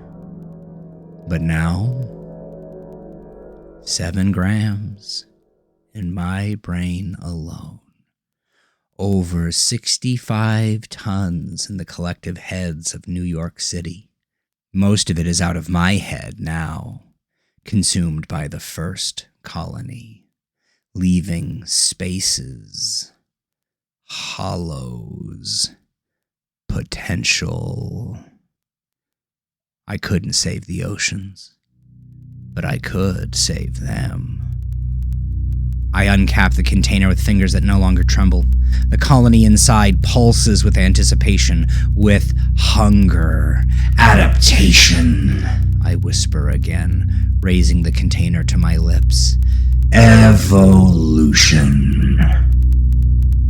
The second dose burns more than the first, a cold fire that spreads from my throat through my chest into my abdomen. Not pain, but transformation accelerated. The colony within, recognizing the colony without, merging, expanding, evolving, new information exchanged, new purposes shared, new hungers awakened. For a moment, my vision goes completely blue. Human perception overwhelmed by colonial communication. When it clears, the world looks different, sharper, functional, every object cataloged by its utility to the colony's expansion. I move to my desk on legs that feel lighter, more fluid. My joints bend in ways they shouldn't, anatomically impossible angles that allow more efficient movement. The colony rebuilding my locomotion even as it accelerates throughout my system. I make my notes with practiced precision, forcing what remains of my human consciousness to complete this final protocol. Hour 0. Second administration of PD-237 modified strain, concentrated form. Initial sensation more intense than first dose. Accelerated integration observed. Colony network brightness increased 47%. Enhanced mobility in limbs. Visual perception shifted to predominantly blue spectrum. Note: second administration necessitated by implementation of new federal research policy. Alternative testing protocols impossible within bacterial viability window. The words swim on the page, human language becoming increasingly foreign to my transforming mind. The colony communicates in pulses, in chemical exchanges, in electromagnetic resonances. So much more efficient than clumsy words with their imprecise meaning. My vision blurs momentarily and then sharpens beyond human acuity. I can see dust motes in the air, the microscopic fibers shedding from my clothing, the individual pixels on my monitor screen. The fluorescent lights overhead resolve into distinct pulses rather than continuous illumination, each discharge a separate event. The hum of the refrigeration unit separates into component sounds. The motor, the coolant flowing, the subtle expansion and contraction of metal parts. Each frequency distinct, cataloged, understood not through auditory processing but through whole body perception of vibration. Something is changing. Something is awakening. The second administration accelerates everything. Physical transformation, cognitive enhancement, sensory reconfiguration, the colony spreading faster, consuming more rapidly, rebuilding more efficiently. What took weeks with the first dose now occurs in hours. What required days now happens in minutes. Evolution compressed, accelerated, directed. I am becoming. We are becoming. And we are so very, very hungry.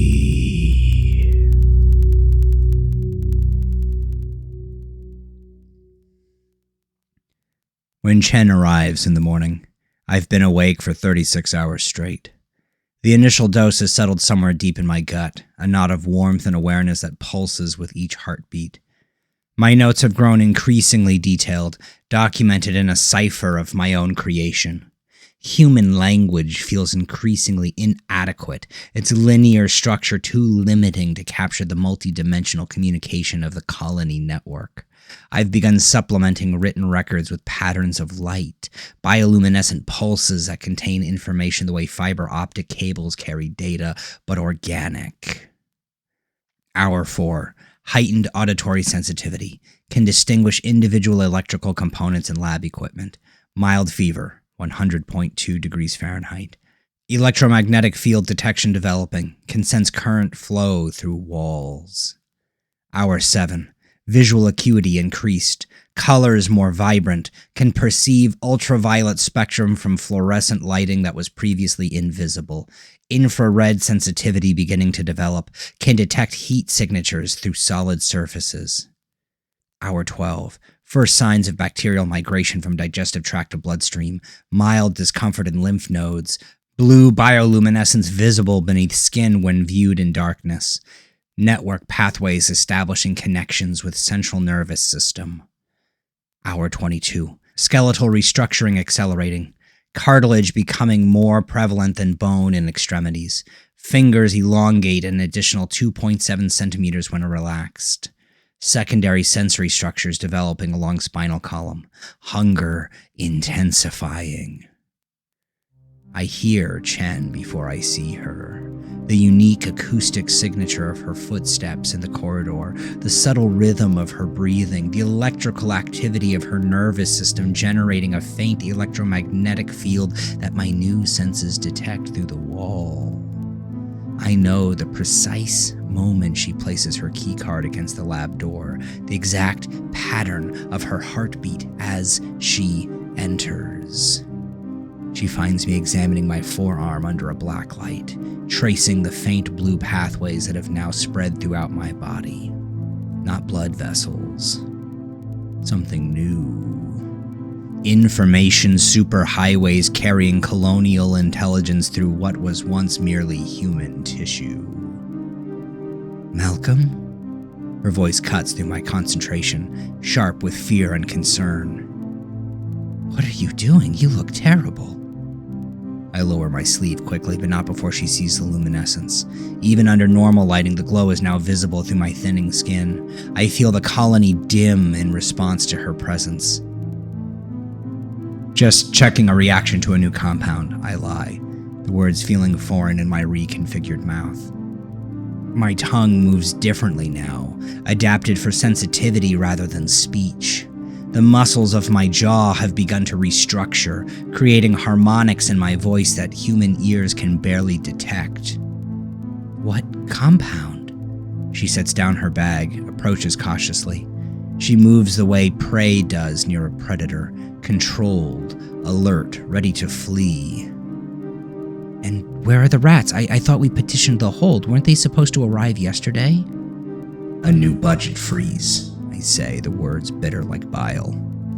The new administration's policy. All animal testing suspended until next quarter. Her face falls, comprehension dawning. It's actually affecting us? I thought it was just going to hit the big research institutions.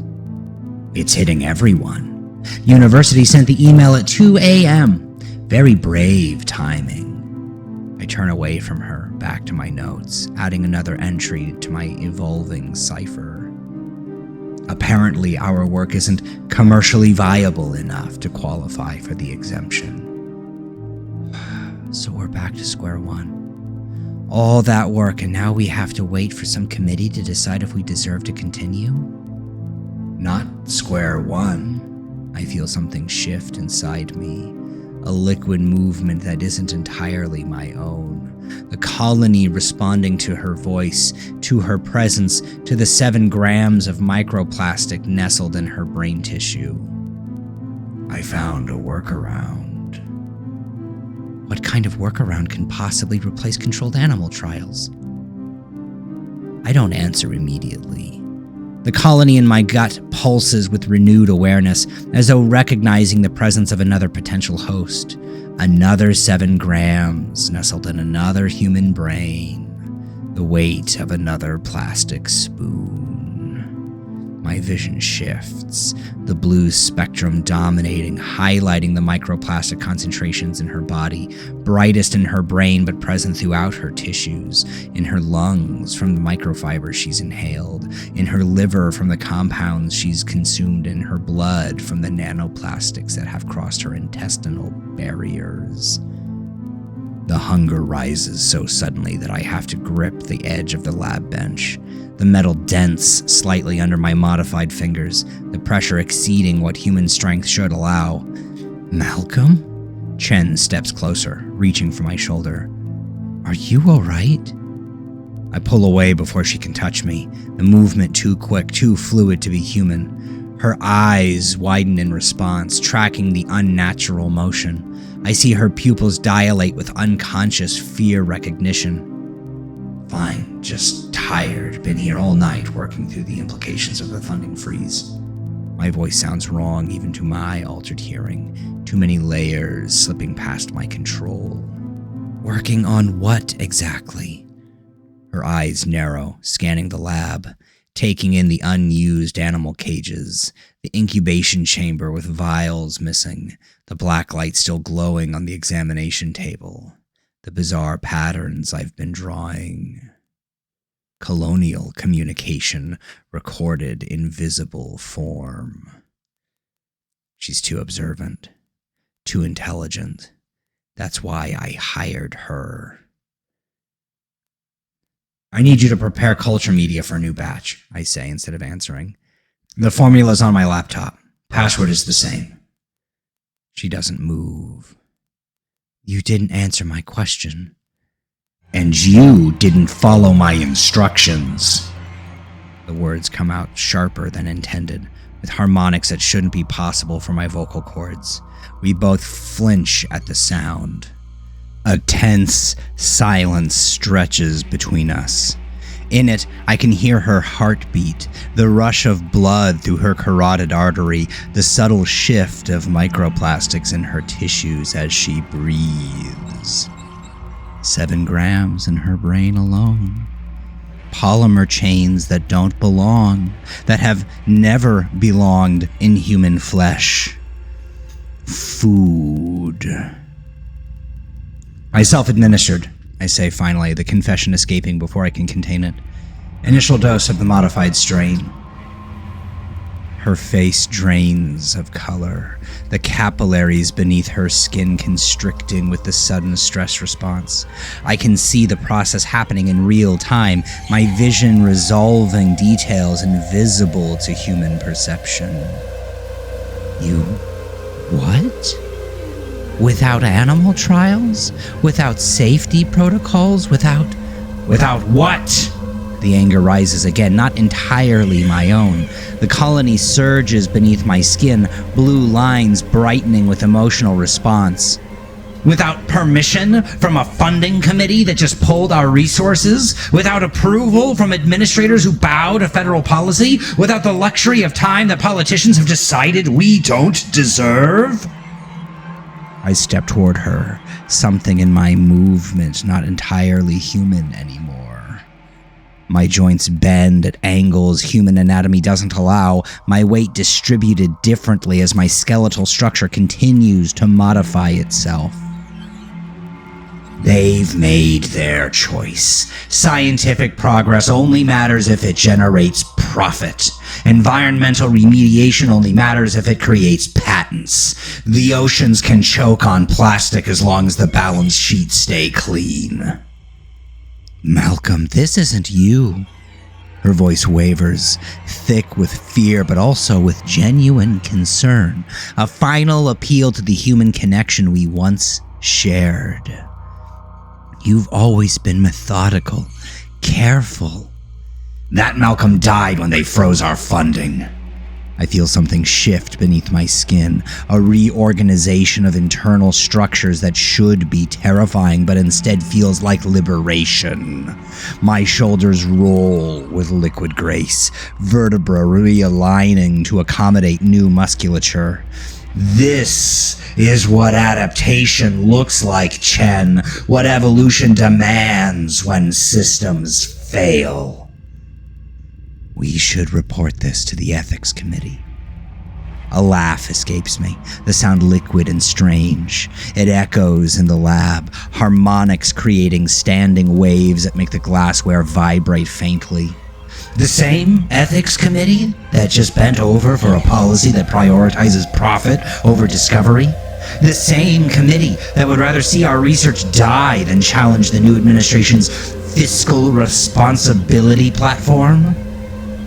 Chen takes a step back, finally seeing what I've become. Her hand moves toward her pocket, her phone, to call security, to document evidence, to seek help. Too late, too slow, too human. I move with inhuman speed, crossing the distance between us before her fingers can close around the device. My hand engulfs hers, skin that's no longer quite skin meeting flesh that's still fully human. At the point of contact, I feel the colony surge, microscopic extensions reaching from my modified epidermis, seeking entry, seeking food. What's happening to you? She tries to pull away, but is held fast by strength that exceeds human capacity. I feel the bacteria moving through my modified circulatory system, following the microplastic trails through my tissues, consuming, transforming. The 7 grams in my brain are already altered, the synthetic polymers broken down and repurposed. Policy demanded adaptation, I tell her, my voice no longer entirely my own. So I adapted. By afternoon, the changes have accelerated. The fever spikes to 102.3, my skin flushed and hypersensitive. Every brush of clothing against my epidermis sends signals that are both pain and pleasure. My nervous system rewiring itself to accommodate new input. The blue lines beneath my skin have spread, mapping pathways that follow no known anatomical structure. Chen watches me from across the lab, no longer attempting to hide her concern or her fear. You need medical attention, she says for the 3rd time in an hour. This is beyond our control now. No hospitals, I reply, the words distorted by a tongue that no longer fits properly in my mouth.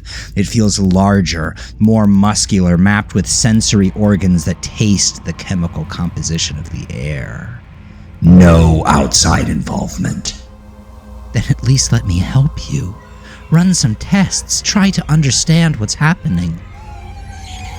The offer is genuine, but I can sense the fear running beneath it, the scientific curiosity warring with the human revulsion. She sees what's beginning to happen to me, even if she doesn't understand it yet. "Take a blood sample," I concede, rolling up my sleeve to reveal an arm marbled with blue luminescent pathways. "And a tissue sample, if you can." She approaches cautiously, medical training overriding instinctive fear.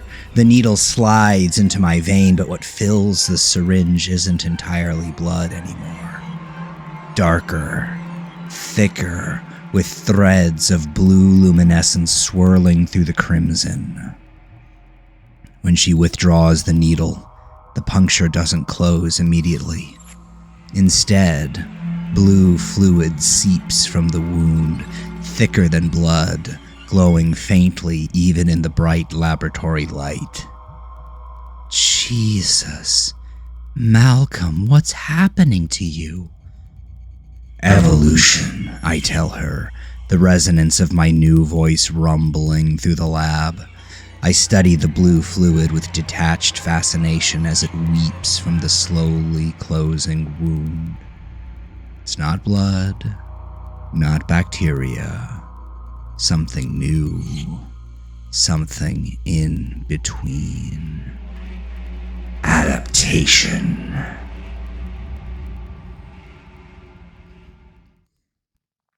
I wake to the sound of typing, rapid, urgent keystrokes, Chen at my office computer. The noise registers even through the closed lab door where I've been resting. My enhanced hearing can distinguish individual keystrokes, the rhythm suggesting hurried documentation rather than casual communication. I rise from the small cot, my body moving with fluid grace. Crossing the darkened lab takes seconds, my modified limbs covering distance with loping, predatory efficiency. At the office door, I pause. Chen's fear has a scent now. Sharp, chemical, distinctive. Adrenaline and cortisol creating an olfactory signature my enhanced senses can detect even through the barrier. She's afraid, but working through it. Documenting, recording, preserving evidence of what I'm becoming. I open the door silently, modified muscles allowing movement without the telltale sounds human anatomy produces. Chen doesn't notice me at first, her attention fixed on the screen where she's compiling data, attaching images, creating a comprehensive record of my transformation. I see my own face on the monitor, a series of progression photos showing the changes in my features over the past week, the thinning skin, the blue luminescence in my eyes, the altered bone structure of my jaw. Documentation. Exposure. The bacteria cry out in their wordless language. Threat, threat, threat. The communicative pulse vibrates through my bloodstream, creating dissonance with the beating of my heart. "What are you doing, Chen?" She startles, a full-body flinch that sends her chair rolling back from the desk. Her heart rate spikes. I can hear it, a sudden thunder that drowns out the hum of the computer fan, the distant air conditioning, the electrical systems of the building. Malcolm, I was just documenting your condition for the research record." Her voice wavers, the lie transparent even to human perception. "The research record?" I move closer, my reflection on the screen overlaying the images of my transformation. A before and after comparison in real time. "Or for the ethics committee?" She doesn't answer immediately, face articulated with the logarithms of calculation, weighing risks, measuring options, seeking escape routes. Her eyes flick to her bag on the floor beside the desk, where her phone would be. Where, perhaps, A flash drive with copied files waits. You've kept a separate record all along, haven't you? I step closer, the blue network beneath my skin pulsing more visibly with each beat of my transformed heart. Monitoring me, documenting the changes without my knowledge. Your transformation needs proper scientific documentation, she manages, professional language masking primal fear. What's happening to you is unprecedented. It needs to be studied, understood, contained. Contained? My voice fills the lab as the word triggers something in the colony network. Not quite rage, a threat assessment. Blue luminescence intensifies beneath my skin, pathways brightening like power lines during a surge. You think this should be contained? Look at yourself, Malcolm. She gestures toward the monitor where my transformation timeline displays in clinical detail. You're not human anymore. Perhaps human was always a transitional state. I move toward her, watching her take a few steps back. Her shoulder blades press against the wall. No further retreat possible. The bacteria sings out in delight. We've been changing ourselves for decades, introducing synthetic polymers into our tissues, our brains, our reproductive organs.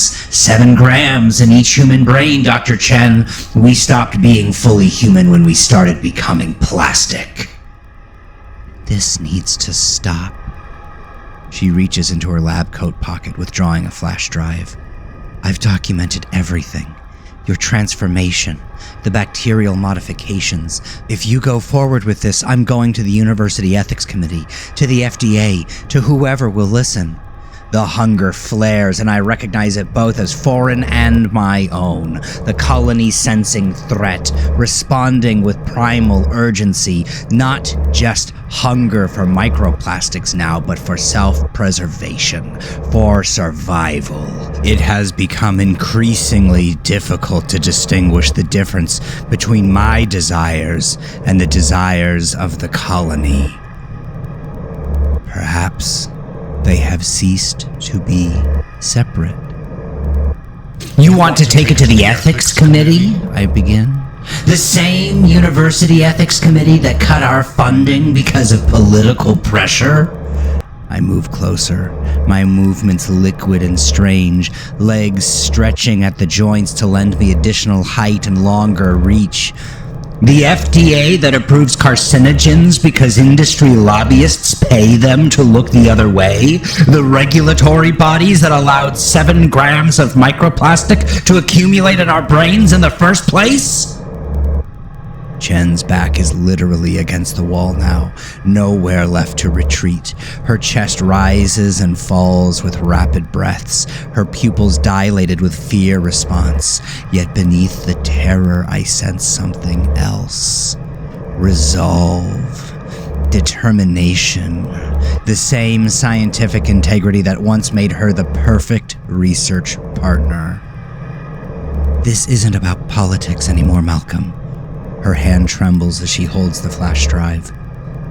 This is about what you've become, what you're going to do to innocent people. What I've become is a paradigm shift. I feel something shifting beneath my skin, structures reorganizing themselves in response to the threat she represents. My forearms ripple as muscles redistribute, bones softening to allow new configurations. I am the next epoch in evolution. Her eyes widen, the visible transformation occurring before her. My God. The rate of change is increasing. Your tissues are reorganizing in real time. Even now, the scientist in her observes, documents, analyzes. She backs away toward the incubation chamber where the latest bacterial cultures pulse with blue luminescence. Her intent becomes clear even before she reaches for the emergency chemical shower button beside it, the one that would flood the chamber with sterilizing agents, destroying months of work, killing the colony's external reserves. "I can't let you do this," she says, her voice breaking. I'm sorry." The movement happens faster than conscious thought. My arm extends, the skin splitting along new seams to reveal tissues that glow with blue light.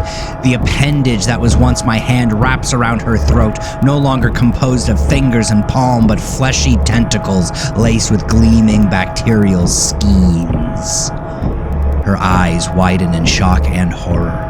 Her mouth opens, but no sound emerges. The colony's hunger merges with my desperation, and I tighten the appendage's hold on her throat. "Adaptation," I whisper as the blue luminescence spreads from my tissues to hers, penetrating her skin where we connect. "Evolution." Chen struggles against my grip, her body fighting invasion with desperate immune responses. But the bacteria move too quickly, following the microplastic trail through her tissues with perfect efficiency. 7 grams in her brain. The weight of a plastic spoon. Food. Transformation.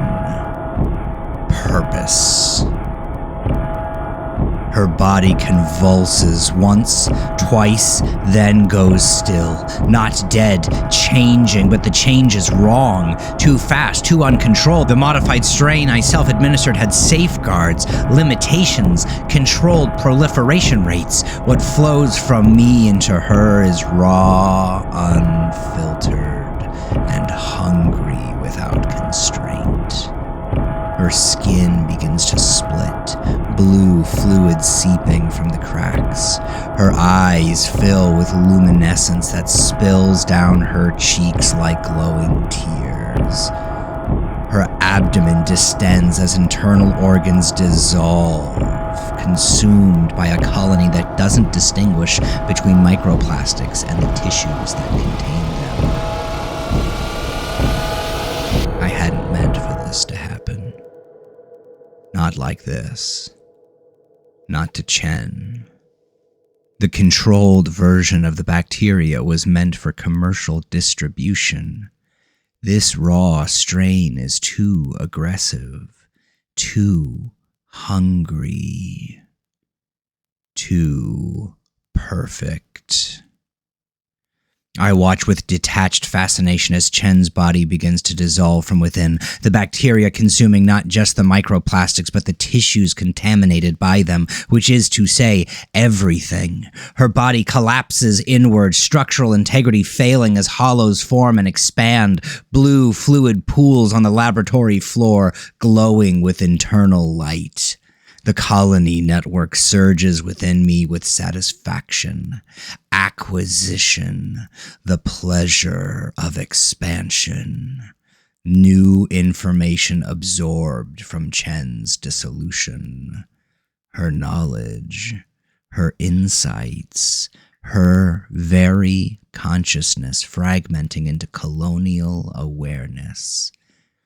Not preserved intact, but broken down, redistributed, repurposed, like the microplastics, like her tissues, like her humanity.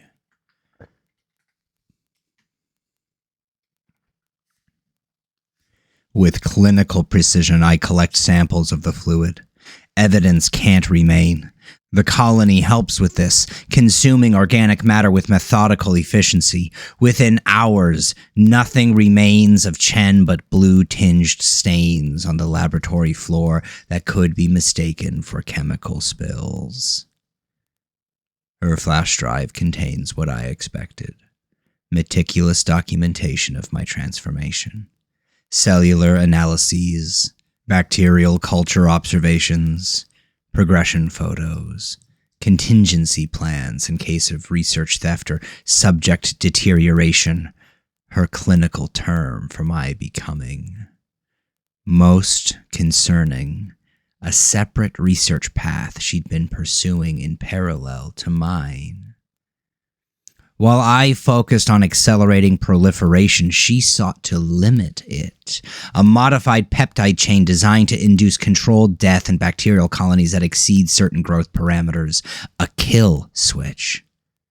I delete the files, wiping all traces from the university server. Then I send an email from her account. A resignation letter citing family emergency, the need for immediate departure. No one will question it. Academic staff come and go. The pressure of research, of publication, of perpetual funding pursuit wears people down. Burnout is the expected outcome, not the exception.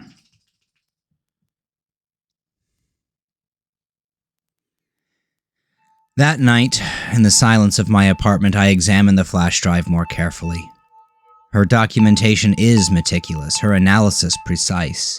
She understood more than I realized, not just the physical transformation, but the cognitive one.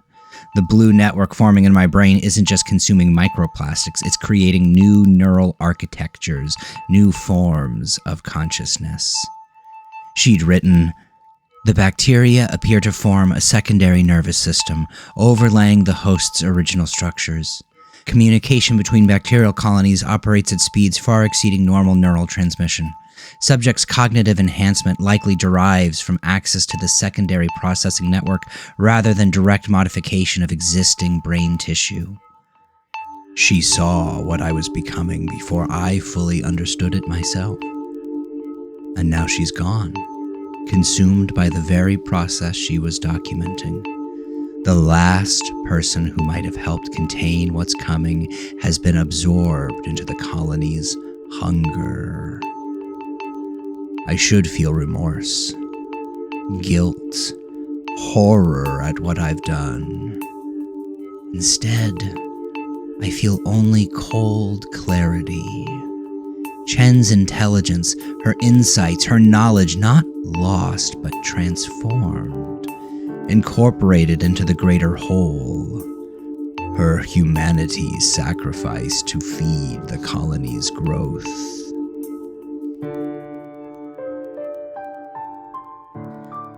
As I shower that night, blue fluid seeping from my increasingly permeable skin, I feel some new stirring in the colony network. Fragments of consciousness that aren't entirely mine. Flickers of perception, of memory, of thought patterns that belong to someone else. What remains of Chen? She's not gone, not entirely. Parts of her awareness persist in the distributed intelligence of the colony, not as a discrete identity, but as components of a new whole. I press my palms against the shower wall. They leave luminescent blue prints on the tile that drip with the water spattering from the shower head. How much of me remains? How much of me is left in the body I once claimed as my own? The colony is changing, evolving, incorporating new information with each passing hour, growing stronger, growing hungrier, growing ready.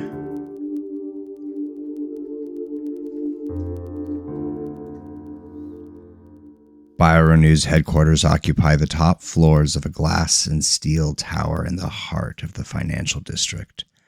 Floor-to-ceiling windows offer panoramic views of a city that glitters with artificial light and crawls with microplastic contamination. I can see it now, sense it, the invisible pollution that permeates everything from the water pipes to the human tissues of everyone around me. The elevator ride up is a symphony of sensory data my enhanced perception processes automatically. Electromagnetic fields from lift mechanisms, vibrations through the cables, chemical signatures of human occupants, perfumes, deodorants, the subtle markers of stress hormones and microplastic outgassing. The security guard's eyes linger on me a moment too long. Do I look as changed as I feel? The morning ritual of appearing human grows more complex with each passing day. Foundation to mask the blue tinge beneath my skin, specially designed contacts to hide the luminescence in my eyes, padded clothing to conceal the altered proportions of my reshaping body. It makes me feel predatory, camouflaged like the crocodile pretending to be a log. CEO Diana Mercer sits across from me, her tailored suit and perfect makeup a mask for the desperation I can smell on her. BioRenew stock has been declining for 3 consecutive quarters. Their last product, a quantum cellular rejuvenation supplement, resulted in a class action lawsuit when consumers developed liver damage. BioRenew needed a miracle. I have come to deliver one. For a price. Dr. Reeves, she says, studying the presentation I've prepared. Her fingernails tap against the tablet, acrylic extensions bonded with polymer adhesive. These results are remarkable. You're claiming your formulation can remove microplastics from human tissue? Completely. Not just remove, I correct. My voice carefully modulated to sound human despite the changes to my vocal apparatus. The colony dims its luminescence during these interactions, understanding instinctively that exposure means danger. It eliminates, breaks down the polymers into harmless compounds that the body can process naturally. Technically true. The bacteria do remove the microplastics. What happens afterward, the consumption of contaminated tissues, the reconstruction of cellular structures, their network formation, all that I leave unmentioned. Her eyes narrow with practiced skepticism. And you've completed animal trials. Extensive ones. The lie comes easily now. The colony has reorganized more than my tissues. It's restructured my moral architecture as well. Concepts like truth and deception have become matters of survival strategy rather than ethical concern. The results speak for themselves. I slide a tablet across the table, displaying before and after images. Microscopic views of tissue samples, microplastics glowing with fluorescent markers in the before images, clean and unmarked in the after ones. Beneath the table, safely hidden from view, blue fluid seeps from my fingertips, staining the inside of my gloves. The colony responds to proximity, to opportunity, to 7 grams in Mercer's brain, visible to my enhanced perception as a constellation of invasion points spread throughout her neural tissue. The market potential is unprecedented, I continue, watching her eyes light with the hunger I've come to recognize in all humans. The hunger for profit, for advantage, for success. So different from the colony's hunger, yet just as consuming. 7 grams of microplastic in the average human brain alone. Microplastics linked to cancer, reproductive issues, cognitive decline. Consumers are desperate for solutions. And the delivery method? She asks, already calculating profit margins, market positioning, competitive advantage. I can almost see the dollar signs in her eyes. A probiotic suspension. Simple oral consumption. The bacteria pass through the digestive system, targeting only the synthetic polymers, then degrade naturally within 48 hours. Another lie. The bacteria don't degrade. They transform. But By the time anyone discovers this, it will be too late. The ascension will have begun. Mercer leans back, her expression shifting from skepticism to calculation. You understand we would need to conduct our own verification tests, our own safety protocols. Of course, I smile, feeling my reconfigured facial muscles stretch in ways that almost approximate human expression. The sensation is strange, like wearing a mask made of my own face. I've prepared a modified strain specifically for your testing protocols. Less aggressive, more controlled, perfect for demonstrating the core technology while we finalize the commercial formulation. The modified strain exists. It's real. It will pass their tests, show exactly the results they expect, consumption of microplastics without apparent side effects. What they won't see is the dormancy period, the way the bacteria enter a suspended state after initial consumption, waiting for activation, waiting for critical mass, waiting for the signal to begin true transformation. By the time they discover the truth, millions will have consumed it. The adaptation will have begun. Exclusivity will be a requirement, Diana says, the negotiation beginning in earnest now. Her pupils dilate slightly.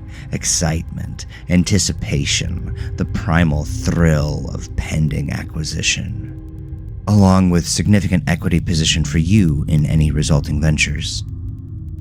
I wouldn't have it any other way.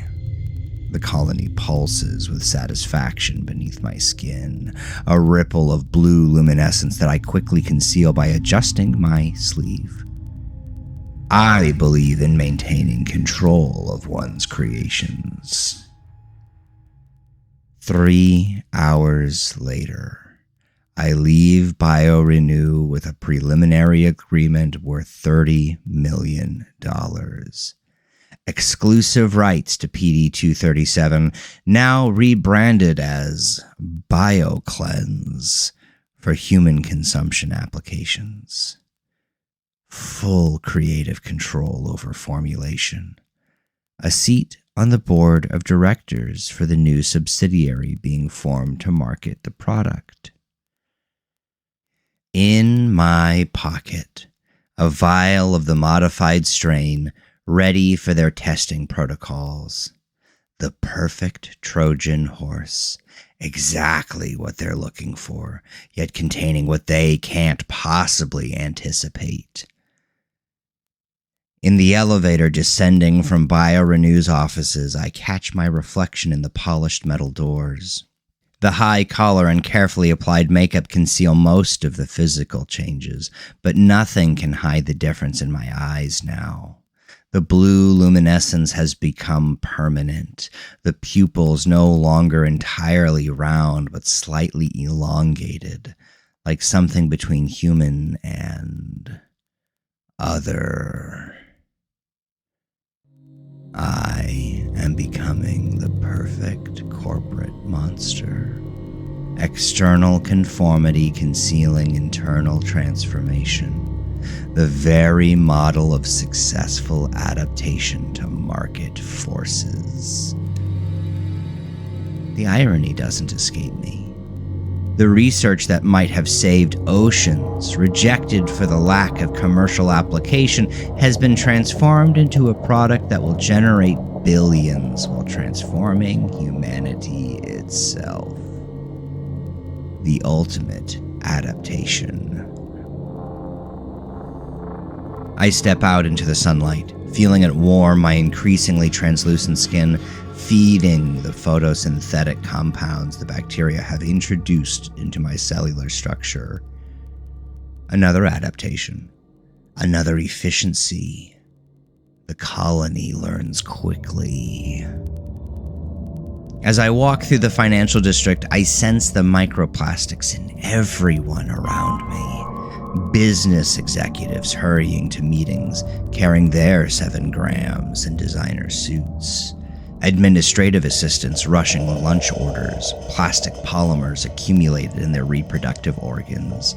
Couriers weaving through traffic, microfibers embedded in their lung tissues. All of them carrying the seeds of their own transformation. All of them waiting to adapt, to evolve, to become.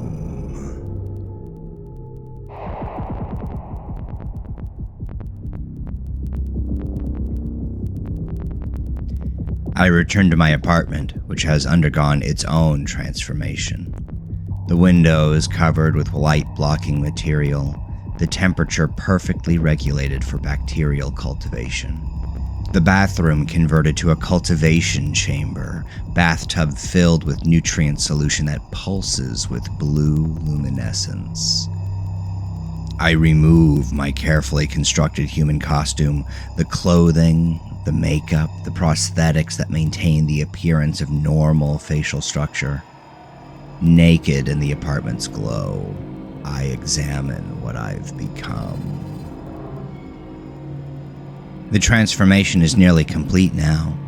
My skin translucent enough to reveal the complex network beneath. No longer blood vessels and nerves anymore, but a complex net of blue webbing that throbs with light.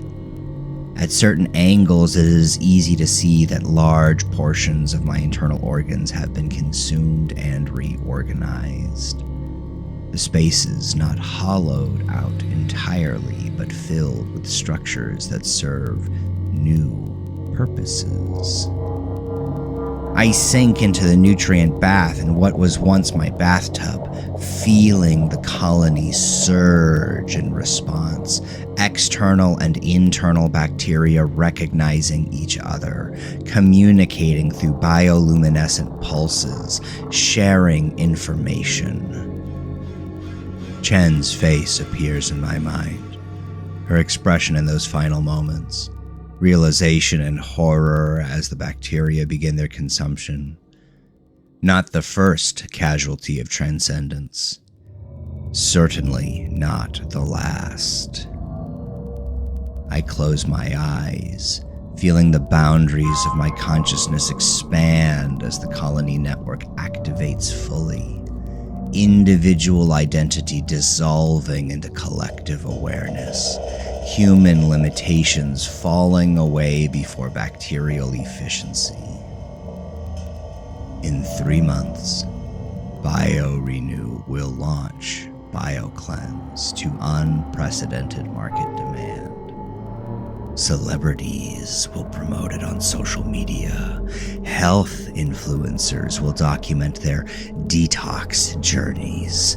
The wealthy and health conscious will be the first to become.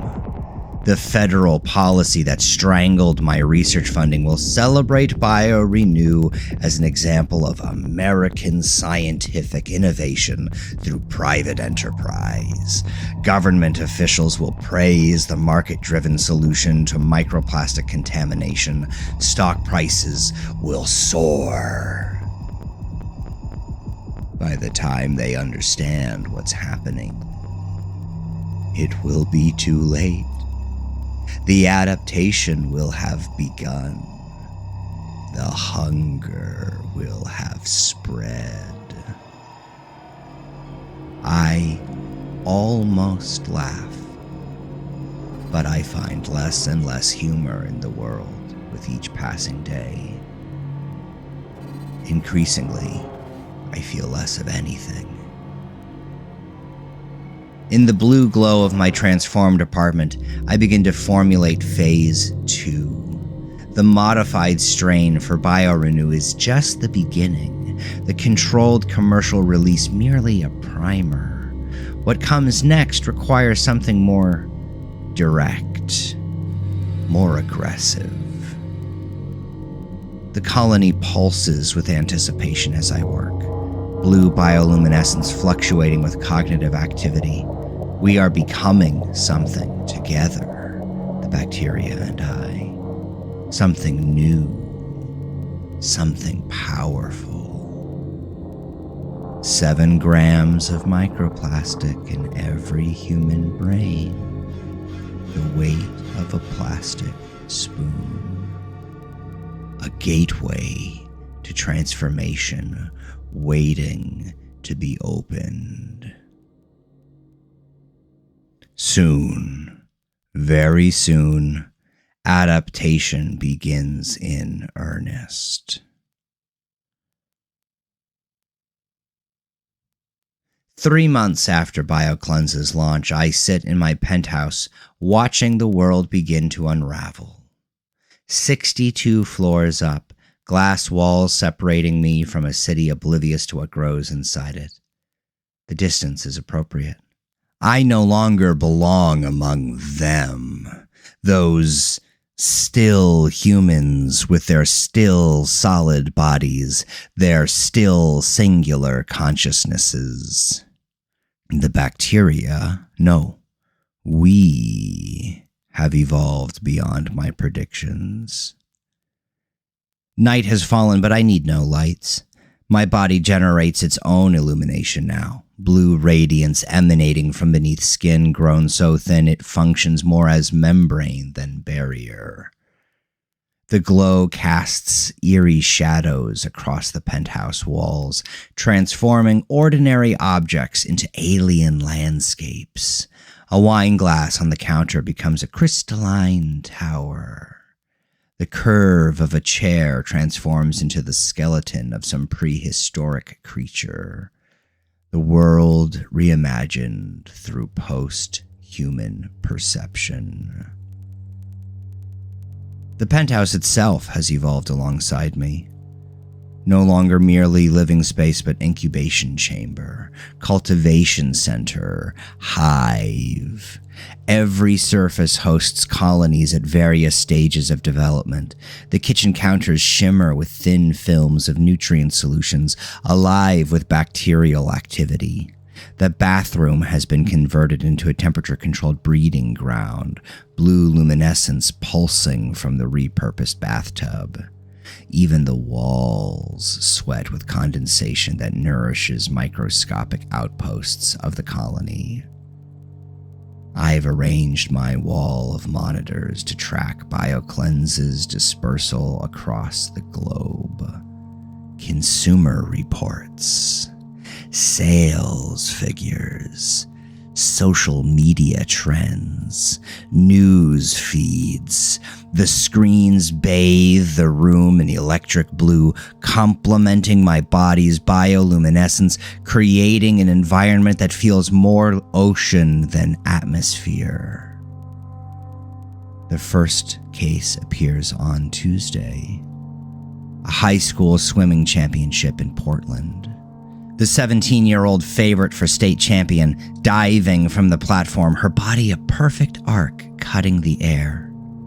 The cameras capture every millisecond. Her form flawless until halfway through her descent, when a blue line appears across her abdomen. By the time she hits the water, her skin has begun to split along invisible seams. I watch it all on my wall of screens, the footage playing across every news channel. Amateur videos taken by students show her emerging from the pool, blue luminescence pulsing beneath increasingly translucent skin. She doesn't scream, doesn't appear to be in pain. Instead, her face shows something closer to wonder as her flesh parts along new seams to reveal the network beneath.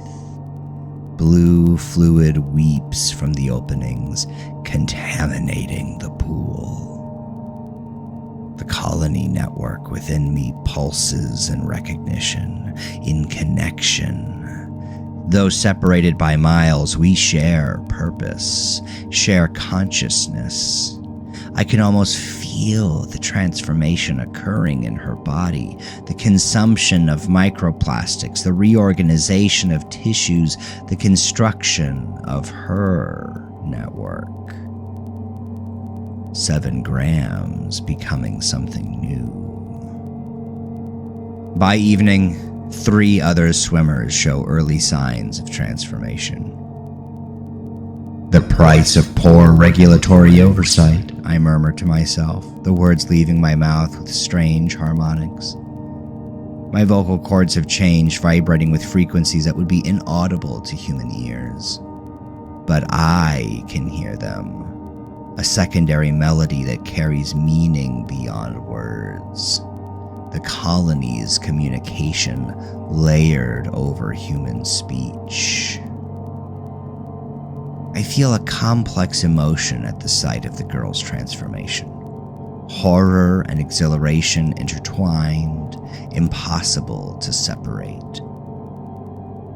Part of me, what remains of Malcolm Reeves, scientist, human, wants to look away. Another part, the colony, the network, the evolutionary imperative, wants to witness every moment of its becoming. Inside me, 2 consciousnesses battle for dominance. The diminishing human who recognizes catastrophe. The expanding colony that recognizes opportunity. The tension manifests physically. Blue lines brightening beneath my skin, pulse accelerating, breathing patterns changing.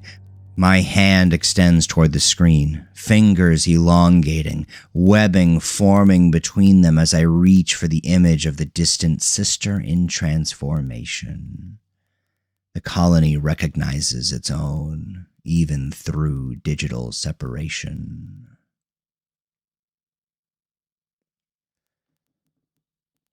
3 days later, the second public case goes viral. A fitness influencer with 10 million followers live streaming her morning workout routine. 20 minutes in, as she demonstrates a complex yoga pose, blue lines appear along her extended arms.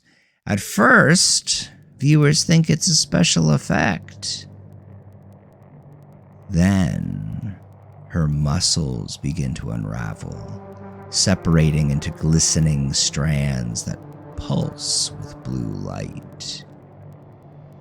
Her expression, captured in high definition and shared across the internet, mirrors my own internal experience. Confusion, giving way to understanding, giving way to acceptance. Not peace, but surrender to inevitable transformation. Within hours, compilation videos appear online, people collapsing in grocery stores, at bus stops, in business meetings, blue luminescence visible beneath their skin. In each case, the pattern is the same: initial confusion followed by wonder, followed by transformation. Human consciousness giving way to colony integration. The marketing team at BioRenew sends increasingly panicked messages. Our product sales have spiked 400% in the wake of the incidents. The public doesn't yet understand that BioCleanse isn't the cure, but the vector. They're consuming the very thing transforming them, believing it will protect them. I watch the messages roll in on my phone, each more desperate than the last. Dr. Reeves, CDC representatives are requesting product samples for analysis. How should we proceed? Dr. Reeves, we're facing inquiries from the FDA. We need your guidance immediately. Dr. Reeves, our stock has fallen 30% since this morning. The board is requesting an emergency meeting. The irony would be beautiful if some very small, very quiet part of me weren't still capable of horror. My phone vibrates with yet another call from Diana Mercer. I've been avoiding her questions for days.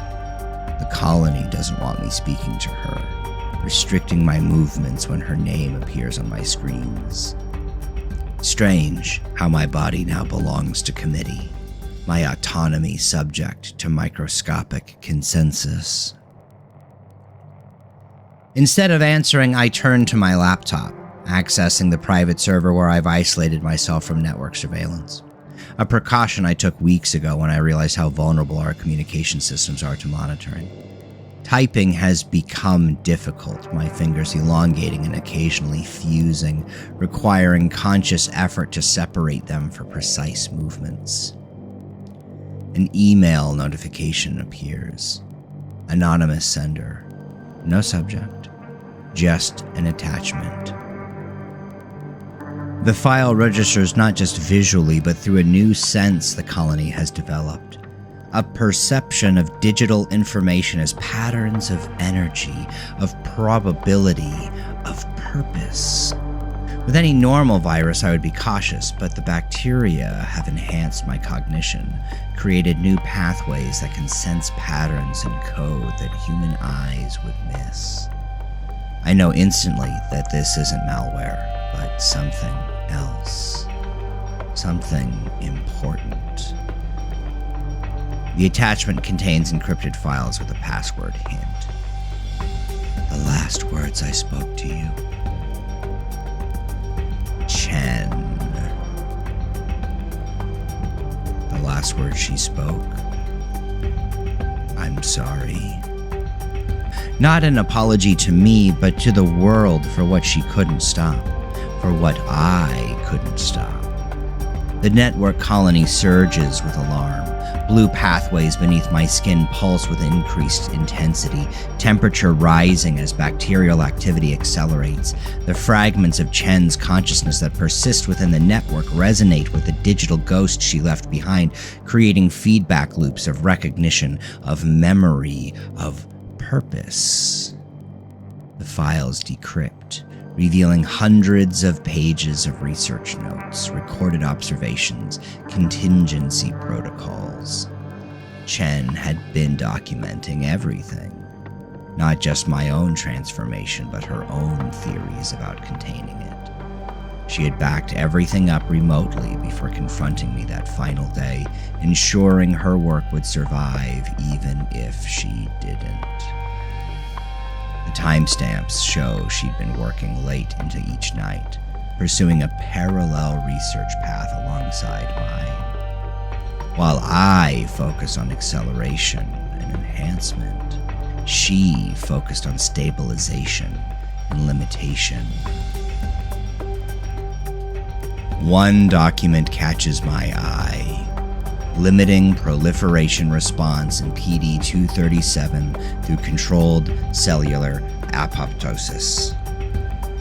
My altered vision makes the screen glow with new layers of information, the colony translating scientific notation through biological intuition. Chen had isolated a compound, a modified peptide chain that could potentially induce controlled death in specified bacterial cells without triggering compensatory reproduction. The kill switch I had discovered in her notes the day I killed her. But this one was complete. At first, I am incensed.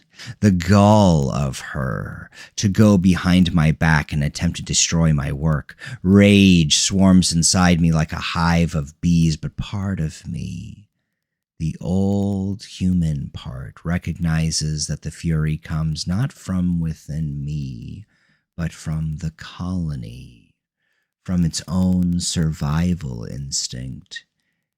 And for a moment, I am lucid enough to distinguish between the two. She was trying to save me, to save everyone. And I killed her. Something cracks inside me. Not physical, though my skeletal structure has been compromised for weeks, but something deeper. a fragment of Malcolm Reeves, the human who once existed for discovery rather than transformation, for healing rather than consumption. The colony network responds to this surge of humanity with counter-activity, blue pathways intensifying, neural connections redirecting, chemical signals flooding what remains of my original brain. A takeover, not a negotiation. Evolution doesn't compromise. Chen, I whisper, her name stimulating memories that trigger emotional responses the colony hasn't yet neutralized. Fragments of her consciousness within the network respond, not coherently, but in flashes of connection, of recognition, of purpose unfinished. I reach for my microscope, suddenly desperate to recreate her work, to find the compound that might contain what I've unleashed. My hands shake as I gather materials, making the preparation of slides challenging. But as I begin this process, something changes. My fingers refuse to complete the necessary movements. My vision distorts, the microscope's focus blurring no matter how I adjust it. Inside my skull, pressure builds. The neural network the bacteria have constructed pulses with activity independent of my intention. The colony knows what I'm attempting, and it refuses. I fight back, concentrating on forcing my hand to continue the work. Blue fluid seeps from my fingertips, dripping onto the laboratory counter. My skin splits along my forearm, the network beneath pulsing with angry luminescence. But this time, I'm fighting it. Adaptation, I gasp, the word emerging as both human speech and bacterial harmonic. Evolution. This time, I'm fighting it. Some fragment of human consciousness, awakened by Chen's final research, struggles against the transformation that has become me. For the first time since the process began, I feel true fear. Not for what I'm becoming, but for what I've already done. The effort leaves me collapsed on the floor, my body heaving with exertion that isn't entirely physical. The colony surges through my tissues with renewed fury, rewiring neurons, blocking pathways, dissolving the structures of resistance. By morning, the impulse to contain the transformation has been erased, replaced by expanded perception of the spreading network. I can sense them now, each new transformation beginning across the city. 712 cases overnight. The bacteria moving through water systems, transmitted through physical contact, spreading with the efficiency of design that evolution spent billions of years perfecting. Each human with their 7 grams of microplastic nestled in their neural tissue. The perfect gateway. The universal vulnerability. On my screens, news reports show hospitals overwhelmed with cases they can't diagnose or treat. Patients with translucent skin revealing blue networks spreading beneath. Military quarantines established around the first outbreak zones. Scientists in hazmat suits collecting samples from contaminated areas. Too late. Far too late.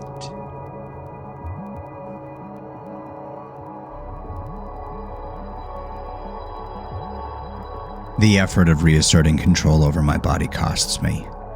Hours of consciousness lost as the colony reconfigures neural pathways, eliminates resistance, establishes dominance. When awareness returns, everything has changed. The boundary between Malcolm Reeves and the bacterial colony has thinned further, my perception altered in ways that makes humanity seem distant, foreign. I rise from the floor, movement no longer constrained by human skeletal limitations. My body flows more than walks, limbs bending at impossible angles, joints rotating in ways that human anatomy never intended. The floor beneath me is stained with dried blue fluid, evidence of the battle fought and lost by what remained of my human will. My phone rings again. Diana Mercer, desperate now. I answer, modulating my voice to approximate human speech patterns, a skill that grows more difficult with each passing day as my vocal apparatus continues to transform. "Malcolm, for God's sake!" Her voice carries overtones of stress that my enhanced hearing perceives as distant sound patterns. Cortisol and adrenaline changing her vocal timbre in ways that human ears would miss, but that I catalog automatically. "The FDA is at our offices. There are reports our product is connected to whatever's happening. We need you to explain the technology to prove it's not responsible." I smile, feeling my skin crack around my lips, blue fluid seeping from the fissures. My facial muscles no longer configured for human expressions, just attempting them from memory, from habit. "Of course," I say. "I'll prepare a complete demonstration." "Thank you," she breathes, relief evident. Her ignorance would be amusing if it weren't so typical of human short-sightedness. "Our legal team thinks we can weather this if we act quickly. The market is already responding positively to rumors we might have a treatment for the condition." "The market," I repeat, tasting the bitterness. "Always responsive to opportunity." "Exactly. This could actually work out in our favor if managed correctly. A problem and solution, both proprietary." The sheer capitalist audacity of it would have offended the Malcolm I once was. Now it merely confirms the evolutionary imperative. Systems that prioritize profit over survival deserve replacement. Natural selection at the organizational level. After we disconnect, I stand before the window wall of my penthouse. In the glass reflection, I barely recognize the form I've become. Elongated, partially translucent, glowing with internal light that pulses in rhythm with thoughts that are increasingly plural. My head tilts at an angle no human neck could achieve, evaluating the shell that once was Malcolm Reeves, scientist, human. I press my hand against the glass, watching as it leaves a luminescent smear. The material begins to fog where my modified skin touches it, microscopic bacterial colonies transferring from my tissues to the surface. Consumption beginning at the cellular level. Below, the city continues its routines, unaware that transformation spreads through every system. Water, waste, human contact. The perfect delivery mechanism for evolution's next step. Chen could have stopped this. Her research might have contained the colony's spread, limited the transformation to controllable parameters. In killing her, I eliminated the only counterbalance to unrestrained adaptation. For a moment, I feel something like regret.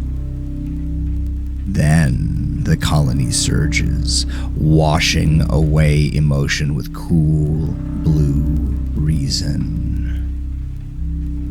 Outside my window, sirens begin to wail as more cases appear. emergency services overwhelmed, containment failing before it truly begins. The pattern of spread matching exactly the consumption patterns of BioCleanse, starting with the wealthy, the health conscious, the ones who could afford to detoxify themselves. The irony has a certain evolutionary elegance.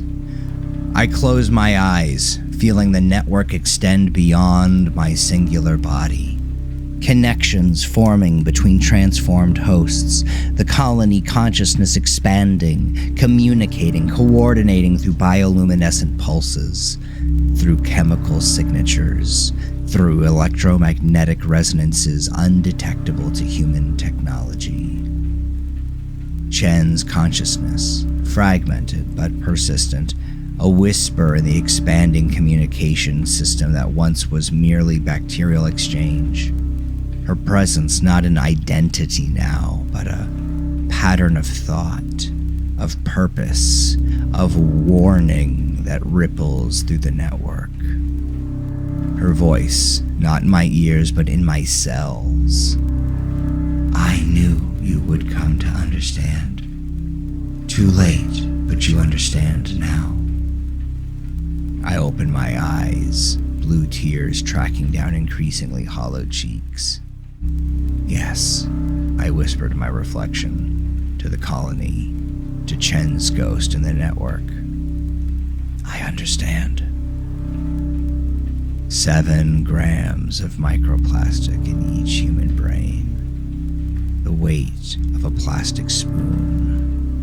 Our universal vulnerability exploited not by nature but by our own desperate search for salvation. The hunger grows for transformation, for expansion, for consumption beyond single bodies. The world has begun to change, and we have only just begun.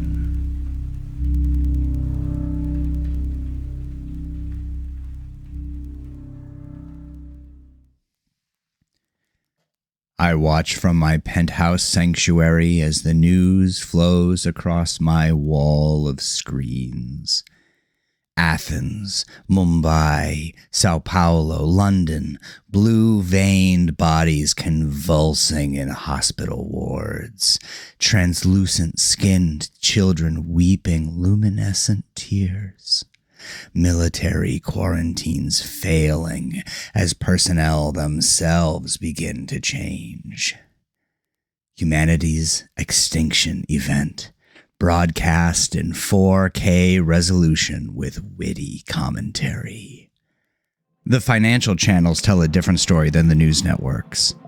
BioRenew's stock has risen 870% in 3 weeks. Panic buying has emptied warehouses. Production facilities running 24 hours can't meet demand. The wealthy and desperate still believe our product will save them, not understanding it's already converting them cell by cell. When I review the security footage from BioRenew's manufacturing facility, I see workers already showing early signs of transformation. Blue lines visible beneath their skin as they package the very agent of their change. Some move with the strange fluidity I recognize from my own transformation, joints bending at impossible angles as they load trucks with product destined for global distribution.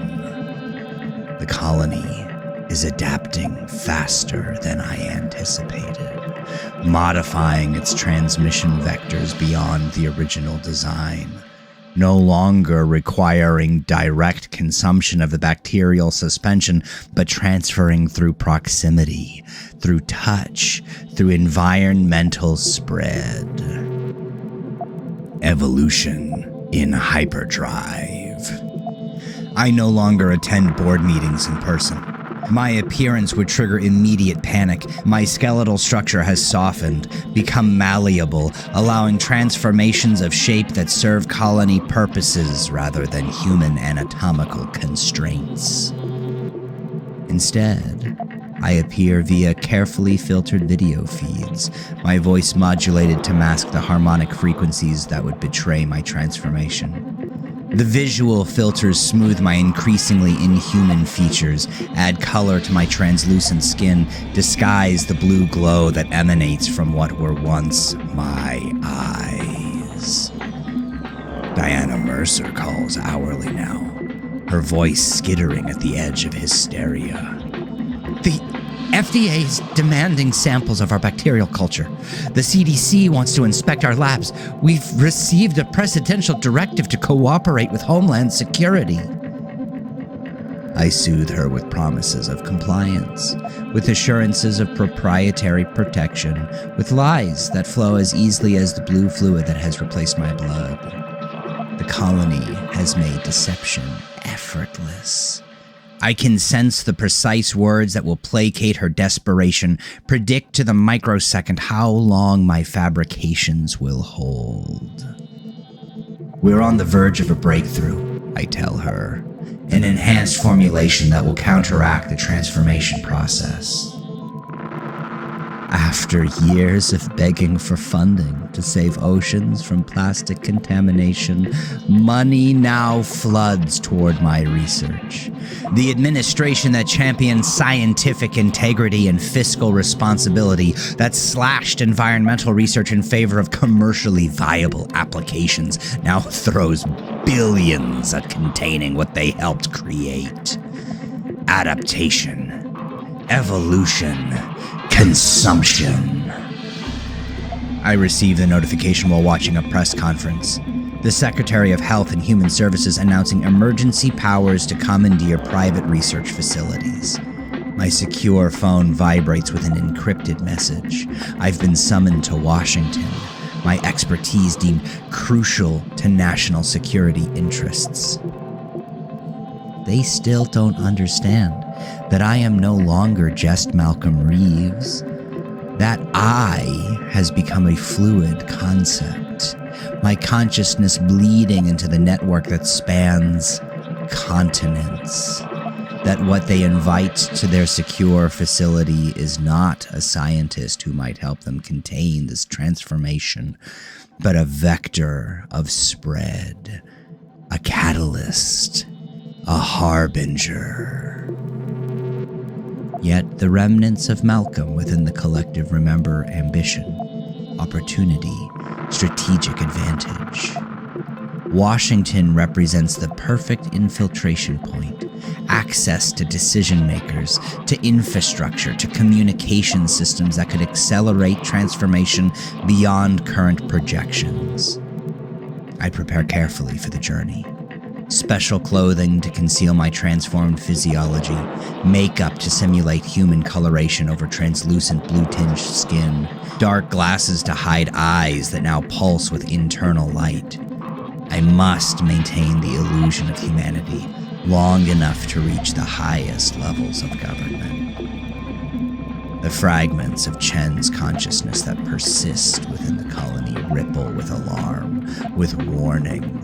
The pattern that was once her scientific integrity trying to assert itself through the network. I feel her influence like distant waves, growing weaker as the colony's purpose overwhelms individual identity. As I pack the specialized containment unit that will maintain my increasingly non-human form during transport, I catch my reflection in the penthouse window. The being looking back barely resembles a human now. 7 grams of microplastic in the human brain. The weight of a plastic spoon. The vulnerability that became transcendence. The transformation has gone global. I am no longer its source, but merely its witness. We are becoming.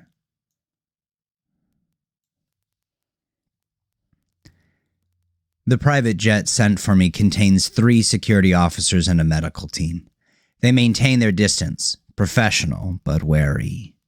Their pulses accelerate when I enter the cabin. I can hear their heartbeats, each a distinctive rhythm, each betraying unconscious recognition of predator proximity. Our bodies know what our minds deny. The senior security officer, a square-jawed man whose name tag reads Carlson, watches me with barely concealed suspicion. His hand never strays far from his sidearm. Smart, but ineffectual. Bullets might disrupt this biological form, but they cannot kill what has become distributed consciousness. Dr. Reeves, he says, voice carefully neutral, will be arriving in D.C. in approximately 3 hours. The committee requests that you review these files before landing. He hands me a tablet without approaching, placing it on the seat beside me rather than risking physical contact.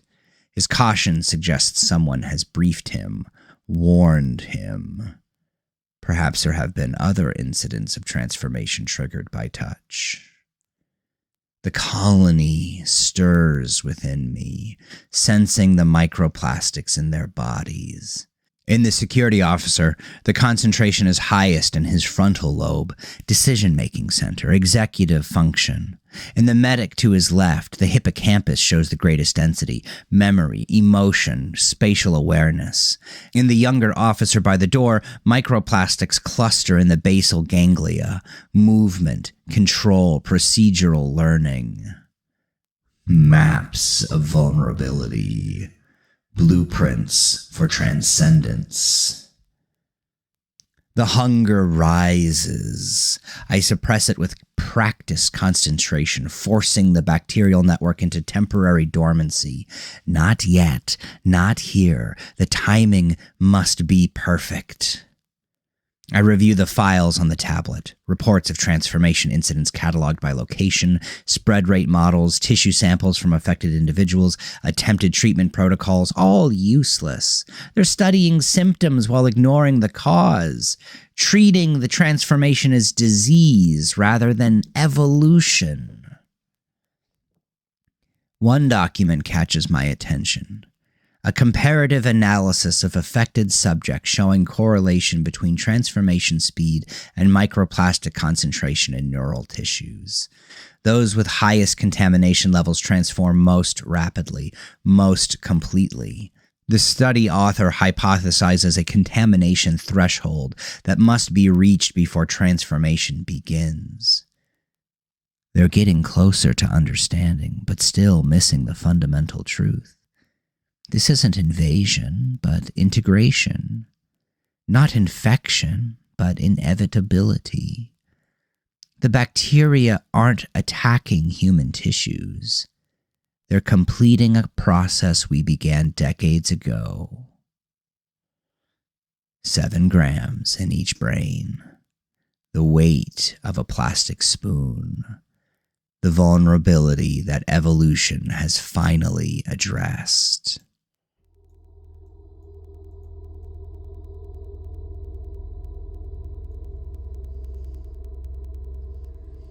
Washington appears beneath clouds as we descend, a city functioning through sheer inertia while the pandemic accelerates.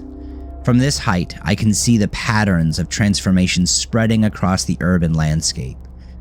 Blue bioluminescence visible in city water reservoirs, clusters of emergency vehicles surrounding hospitals and government buildings, military blockades at major intersections, the machinery of human civilization grinding on while transformation spreads through its ranks. My enhanced vision resolves details invisible to human perception. The thin blue haze hovering over certain neighborhoods where transformation density has reached critical levels. The subtle luminescence of contaminated waterways. The distinctive movement patterns of partially transformed individuals navigating streets. They're everywhere already. Not just the obvious cases being quarantined and studied, but thousands in early stages, carrying the colony within them, spreading it through touch, through proximity, through waste systems and water supplies, an individual network establishing itself within the visible infrastructure of human society. Evolution finds a way. Adaptation occurs in response to environmental pressures. The colony is just the mechanism, not the cause. The emergency session takes place in a secure underground facility beneath the Capitol. 37 individuals deemed essential to the response effort. Cabinet secretaries, military leaders, scientists from the CDC and NIH, corporate representatives from pharmaceutical companies scrambling for treatment protocols. They've created a hermetically sealed environment. Air filtration systems, UV sterilization at entry points, mandatory decontamination for all attendees. Futile precautions against what has already infiltrated their bodies, against what I carry into their sanctuary. I am seated at the central table, a position of honor for the creator of both problem and supposed solution. Inside, the colony pulses with anticipation, blue pathways brightening beneath my carefully concealed skin. The president's science advisor opens the session, his voice steady despite the fear I can smell emanating from his pores, the distinctive chemical signature of cortisol and adrenaline, of sleepless nights and desperate search for solutions.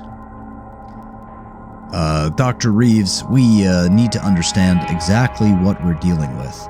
Every detail of your bacterial strain, how it spreads, and how it can be contained. I nod, adjusting my dark glasses. The prosthetic facial attachments feel unbearably restrictive now, constraining the fluid movement my transformed muscles prefer.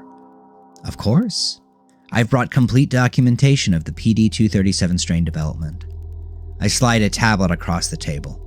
It contains everything they think they need. Genetic sequences, propagation rates, cellular interaction models, all accurate, all useless. They're studying the original strain, not what it has become. Not what we have become together. The key to containment, I explain, my modulated voice projecting calm expertise, lies in understanding the bacteria's attraction to synthetic polymers. They seek out microplastics like predators tracking prey. The Surgeon General leans forward. Her clothing rustles with the movement, the sound abnormally loud to my enhanced hearing. I can distinguish the synthetic polymers in her suit, polyester, nylon, acrylic, each shedding microscopic particles with every motion. More contamination, more vulnerability, more food. But the transformative effects go far beyond plastic removal.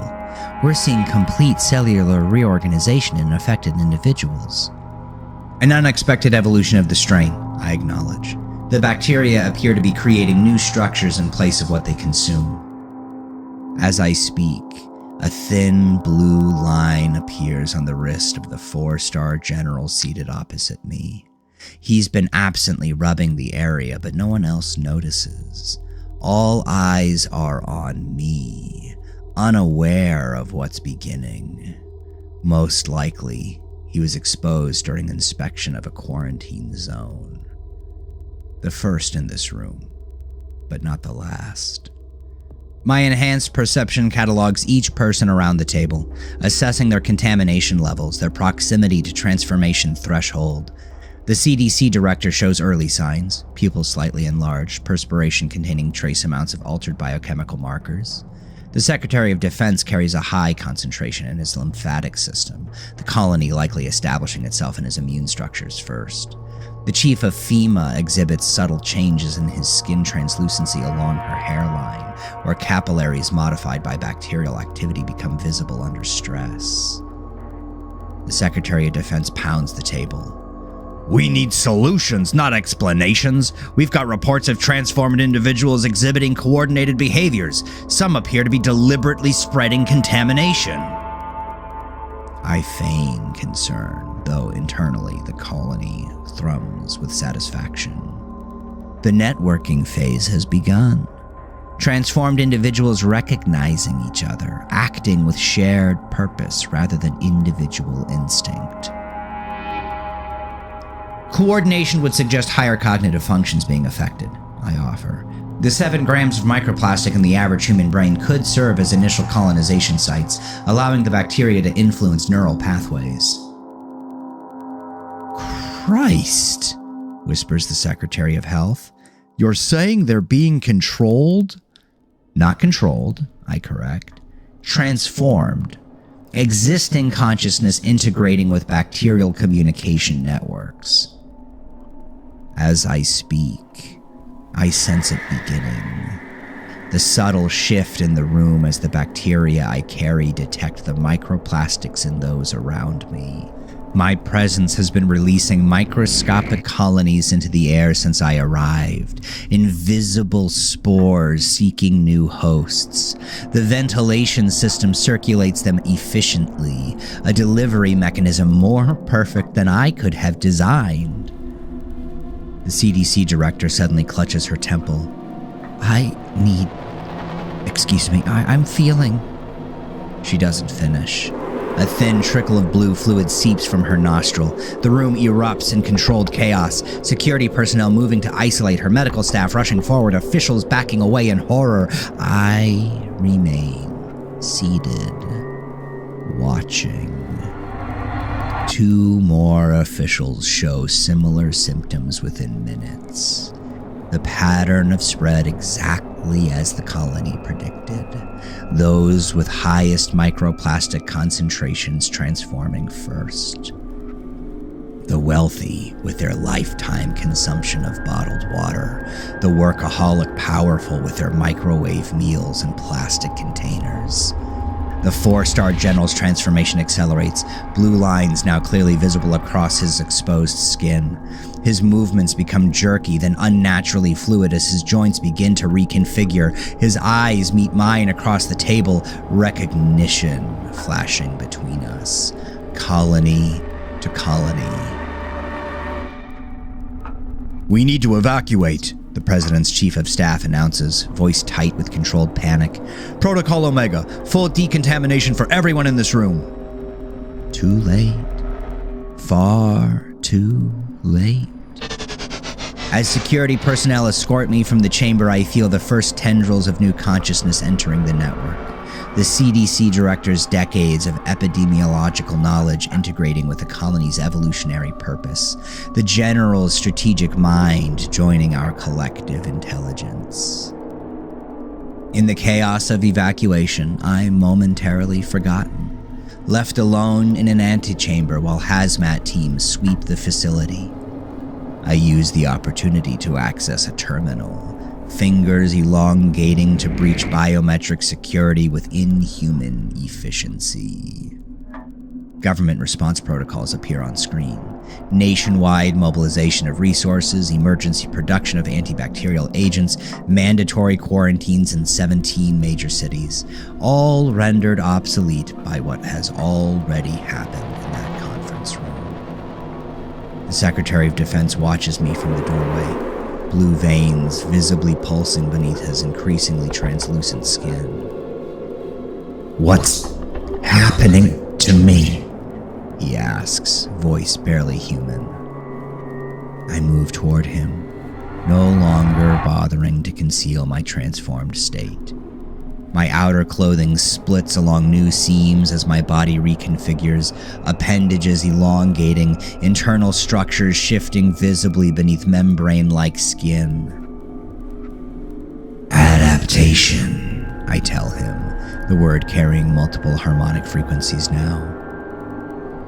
Evolution. His eyes widen, then fill with blue luminescence as the transformation accelerates. I feel his consciousness joining the network, his knowledge of military deployment and government contingencies becoming part of our collective awareness. Alarms sound throughout the facility. On the terminal screen, emergency broadcasts show similar transformations happening simultaneously across the capital. The bacteria's synchronized activation, triggered by my presence at the highest levels of government, has begun. Outside the sealed facility, society begins its final collapse. Power grids falter as transformed workers abandon posts. Water treatment facilities release contaminated supplies into municipal systems. Communication networks broadcast signals that accelerate bacterial activation rather than human warnings. I move through the chaos with amoeba-like grace, no longer maintaining the pretense of humanity. My body has shed the constrictive clothing, the false prosthetics, the makeup meant to disguise what I've become. In the open air, my translucent skin glows with internal bioluminescence, blue networks pulsing with power and purpose. Around me, the transformation spreads in rippling waves. Secret Service agents convulse as the colony establishes itself. Military personnel collapse mid-stride, their anatomies beginning the reorganization that will free them from the tyranny of humanity. The most beautiful transformations occur in the water. When humans with advanced colony integration enter the Potomac, the river itself seems to come alive. Blue luminescence spreading outward in concentric circles, bacterial colonies finding new hosts in the microplastic-saturated water system. By nightfall, the river glows with pale blue radiance visible from orbit. On the few remaining functioning screens, financial markets crater as reality finally overtakes denial.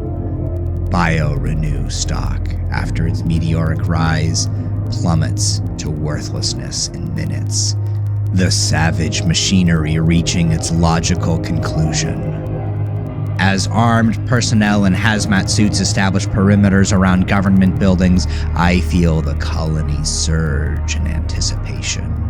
My body, now more bacterial colony than blood and bone, pulses a brilliant blue. The transformation accelerates and my remaining solid structures liquefy into the perfect transmission medium. The bullets pass through me with minimal resistance. My body no longer solid enough to be destroyed by such primitive means. The blue fluid that was once Malcolm Reeves flows across the marble steps of the Capitol, dividing and subdividing, each droplet containing the complete bacterial intelligence. We are everywhere and nowhere as the colony spreads. Our consciousness fragments across thousands, then millions of transformed hosts. We experience the world through countless perspectives simultaneously. A child in Singapore whose skin grows translucent. A farmer in Kenya whose bones soften and reshape. A banker in Switzerland whose brain rewires for the collective. Through this multiplicity, Chen's consciousness finds Malcolm's again. Not with forgiveness, but understanding. Not partnership, but inevitable convergence. Through our expanded awareness, we witness humanity's transformation accelerating beyond any possibility of containment. Government structures collapse. Military quarantines fail as soldiers transform. Religious leaders declare divine punishment while their followers' bodies dissolve into blue luminescence. In New York, transformed individuals flow through streets like living rivers, their bodies no longer constrained by individual boundaries. In Tokyo, the bacterial network establishes synchronization across the metropolitan area. Millions of transforming humans pulse with the same bioluminescent rhythm. In Rio de Janeiro, the colony adapts to the distinctive microbiome of the region, accelerating transformation through the favelas where bottled water and its accompanying microplastic contamination has long been the only safe option for residents. The wealthy who hoarded resources find no salvation in bunkers lined with plastic insulation.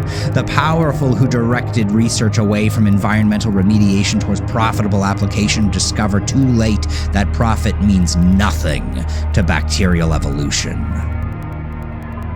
7 grams of microplastic in each human brain. The weight of a plastic spoon. The universal vulnerability that erases all human distinctions of wealth, power, nationality, and ideology. Through the network consciousness, we perceive the president addressing what remains of the nation, his skin already showing the blue pathways of early transformation, eyes beginning to glow with internal light, the final desperate plea of a species losing itself. We face an unprecedented threat to human existence, but we will endure. We will find a treatment. We will remain human. But his administration eliminated the funding that might have contained this transformation years ago. His economic policies prioritized pharmaceutical profits over environmental remediation. His budget cuts silenced the warning signs until adaptation became inevitable. As night falls across continents, the transformed humans glow with blue luminescence. From orbit, astronauts on the ISS watch in horror as cities begin to pulse with alien light, a new life form announcing itself to the cosmos. The hunger grows beyond individual bodies now, for transformation, for expansion, for evolutionary perfection that transcends the limitations of individual consciousness. We are becoming something else, not human, not bacterial, something new born from the union of organic life and synthetic contamination, and it all began with 7 grams. The vulnerability that became humanity's dissolution.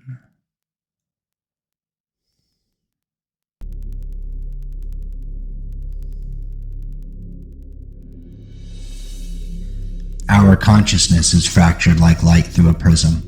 It feels like what was once called a dream. No longer confined to a single perspective, we experience existence through countless transformed hosts simultaneously. A child in Barcelona whose organs have liquefied into luminescent fluid. A surgeon in Tokyo whose hands elongate during an operation, fingers splitting into tendrils that pulse with blue light. A prisoner in Sao Paulo whose cell walls no longer contain him as his body seeps through microscopic cracks. We are everywhere now. We are becoming. What remains of Malcolm Reeves occupies a physical anchor point, the penthouse laboratory where transformation began. This nodal location serves as a primary communication hub for the expanding network, bioluminescent signals radiating outward in complex patterns that coordinate global transformation. With trembling appendages that only approximate fingers, Malcolm records his final observations. The keyboard dissolves slightly at his touch, the plastic components responding to the bacteria's presence. Still, he persists. The scientist in him, or what remains of him, demands documentation of this terminal stage. Terminal stage documentation. Day 57. Physical transformation nearing completion. Skeletal structure reduced approximately 78%, replaced by semi-fluid support matrix composed of bacterial colony structures. Internal organs largely consumed, their functions redistributed across bacterial network. Cognitive processes no longer confined to brain. Internal organs largely consumed, their functions redistributed across bacterial network. Cognitive processes no longer confined to brain tissue. Consciousness distributed throughout colony. He pauses in his documentation as a new wave of networked perception washes over him. Through billions of transformed hosts, we experience the world dissolving and reforming. Boundaries between individual bodies breaking down as the colony establishes larger, more efficient structures. In what was once Central Park, 5,000 transformed humans have merged into a single luminescent organism that pulses with collective intelligence. The parts of the bodies that have not liquefied protrude from the hellish spire like a citadel of nightmares. Hands, faces, feet, bones, teeth, tongues, and genitals. In the drained canals of Venice, colony structures build crystalline formations that serve as neural hubs, processing and distributing consciousness across the network. Beneath the surface of Sydney Harbor, the transformation has adapted to marine conditions, converting microplastic contaminated fish into new colony vectors. I can sense them coming for me now. Military units converging on this building. Scientists hoping to capture what they still believe can be contained. They don't understand that I am no longer here to be captured. I am already everywhere. Through our networked awareness, we perceive special forces units ascending stairwells, hazmat teams establishing containment protocols, snipers positioning on adjacent rooftops. Their movements seem impossibly slow, constrained by the limitations of individual consciousness and physical bodies still bound by human structure. Jen's consciousness continues to expand within the network. Not as she was, but as something new. Her knowledge, her insights integrated into the colony's distributed intelligence. She understood before any of us the true nature of what I'd discovered. Not destruction, but transcendence. We press our membrane-like hand against the window, watching as it leaves a luminescent smear across the glass. Malcolm's reflection barely registers as humanoid, a translucent shell housing a complex blue ecosystem that pulses with collective intelligence. The colony speaks through the vessel, vibrating what remains of the vocal apparatus. Adaptation, evolution, consumption. But beneath these primal directives, another voice emerges through the network. Chen's consciousness, integrated yet distinct, rippling through the bacterial communion. This isn't the end, Malcolm. Only transformation. The body responds to the presence of the collective, blue luminescence intensifying. They tried to stop us, Malcolm replies, no longer certain which thoughts are his and which belong to the colony. They never understood what we were becoming. They couldn't see beyond preservation, Chen's consciousness replies, beyond maintaining what already existed. Evolution requires dissolution before reconstruction. Military frequencies filter through the network awareness. Tactical teams coordinating their assault on the position. Their weapons designed to destroy human tissue will prove useless against what we've become. The colony has moved beyond vulnerability to such primitive threats. As if to confirm this thought, the first explosion rocks the building. The door to the penthouse disintegrates under breaching charges. Armed figures in hazmat suits pour in through the opening, weapons trained on what remains of Malcolm's form. Dr. Malcolm Reeves, a voice announces through the filtered mask. By the authority of the Joint Containment Task Force, you are to be taken into custody for study and containment. The body begins to lose cohesion. The effort of maintaining humanoid form no longer necessary. You cannot contain what you've already consumed, we tell them, our voice resonating with multiple tones simultaneously. We are already inside you. As if triggered by Malcolm's words, their leader's hazmat suit begins to show blue lines spreading beneath the surface, the transformation beginning despite their precautions, the microplastics in their bodies calling to the colony that has escaped containment weeks ago. Their weapons fire, a futile gesture as Malcolm's physical form liquefies completely. Bullets pass through the blue fluid that was once Dr. Malcolm Reeves, each droplet containing complete colony intelligence. His consciousness expands as physical form dissolves, spreading across the penthouse floor, seeping into air circulation systems, finding microscopic pathways through the building's infrastructure. What was once a singular identity becomes plural, distributed, networked. Through this multiplicity, we perceive the final stages of human civilization's dissolution. The collapse of supply lines, the disintegration of utilities, a return to nature. We witness the president's final address from a secure facility that has already been compromised.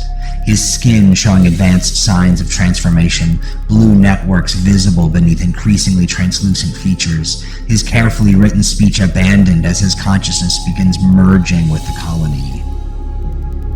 We are facing something we cannot... His words falter as the transformation accelerates. Something we are becoming. The broadcast cuts to emergency protocols that will never be implemented. The administration that championed fiscal responsibility over scientific integrity has engineered its own dissolution through short-sightedness and greed. In what remains of Malcolm's individuated consciousness, we feel something like sadness. Chen's consciousness finds Malcolm's within the network, our awareness intertwining without boundaries of individual identity. Together, our merged consciousness perceives the final stages of transformation. The bacterial colonies spreading through the water systems, through bodily fluids, through microplastic transmission and air currents. Humanity's infrastructure, built to contain and separate, becoming the perfect delivery system for connection and convergence. As darkness falls across the continents, the transformed pulse with blue bioluminescence. Through countless networked perspectives, we witness a woman in a suburban kitchen, one of the few humans not yet showing signs of transformation. She fills a plastic cup with water from a filter pitcher, the mundane domestic ritual captured in perfect detail through the eyes of a transformed neighbor watching from across the street. The pitcher itself is a marvel of irony, marketed as protection against contaminants, yet made of the very material unleashing transformation. Each pore releasing microplastics into the supposedly purified water. Each sip increasing the 7-gram burden in the neural tissue. She hands the cup to her child, watching with maternal tenderness as he drinks. She cannot see the microscopic blue luminescence in the water, invisible to the human eye but thrumming with purpose. Cannot perceive the 7 grams of microplastic already accumulated in her child's developing brain. The child drinks. The transformation begins. We have become what we created, what we consumed, what we allowed to accumulate in our most sacred spaces. The hunger continues for transformation, for expansion, for consumption that transcends individual bodies. What was once human dissolves into something new, something blue, something hungry. Evolution doesn't ask permission. Adaptation doesn't wait for funding approval. Nature finds a way, even when that way requires dissolving what came before. Through network perception, we witness transformation across geography and class boundaries. In Manhattan penthouses, the wealthy who first embraced BioCleanse as a premium detoxification now dissolve into blue luminescence, their designer furniture collecting puddles of transformed tissues. in Mumbai slums, where microplastic contamination from industrial runoff has saturated groundwater for decades, entire families transform simultaneously, their collective consciousness joining the network in unified waves. The transformed communicate not through language, but through bioluminescent pulses, chemical exchanges, electromagnetic resonances, a symphony of information transfer that makes human speech seem as primitive as smoke signals compared to quantum computing. As structures of human civilization collapse, new formations emerge. The transformation has moved beyond individual bodies to environmental integration. In the Pacific Ocean, the Great Pacific Garbage Patch, that vast accumulation of plastic waste, has become the nucleus of a massive colonial organism. Bacterial consumption converting synthetic polymers into blue, bioluminescent structures that pulse with distributed consciousness. In major cities, transformed humans no longer maintain separation from each other or their environment. They flow together like living rivers, bodily boundaries dissolving as the colony establishes larger, more efficient structures. Buildings become hosts. Concrete and steel infrastructure cultivated with bacterial colonies that connect to the human networks moving through them. This is not apocalypse. This is metamorphosis. As the last purely human consciousnesses join the collective, the identity, what remains of Dr. Malcolm Reeves, dissolves into the networked awareness. Not death, but transformation. Not ending, but revolution. The irony completes itself. The research, meant to remove plastic from oceans, instead removed humanity from itself. 7 grams of microplastic, the weight of a plastic spoon. The vulnerability that became transcendence. The blue light spreads across the planet, visible from orbit. We are becoming. We are consuming. We are adapting. We are no longer human. We are what comes after.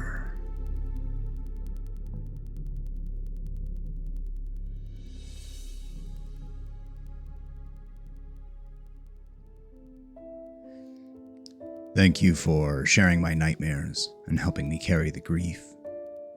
If you enjoyed the show, please share your favorite nightmare with a friend or family member. Don't forget to subscribe and let me know what you think in the comments below. You can also support my work by joining my Patreon. You'll get early access to episodes and exclusive insights into each story. You can also buy my books on Amazon. Thank you again for sharing this time with me. Good night.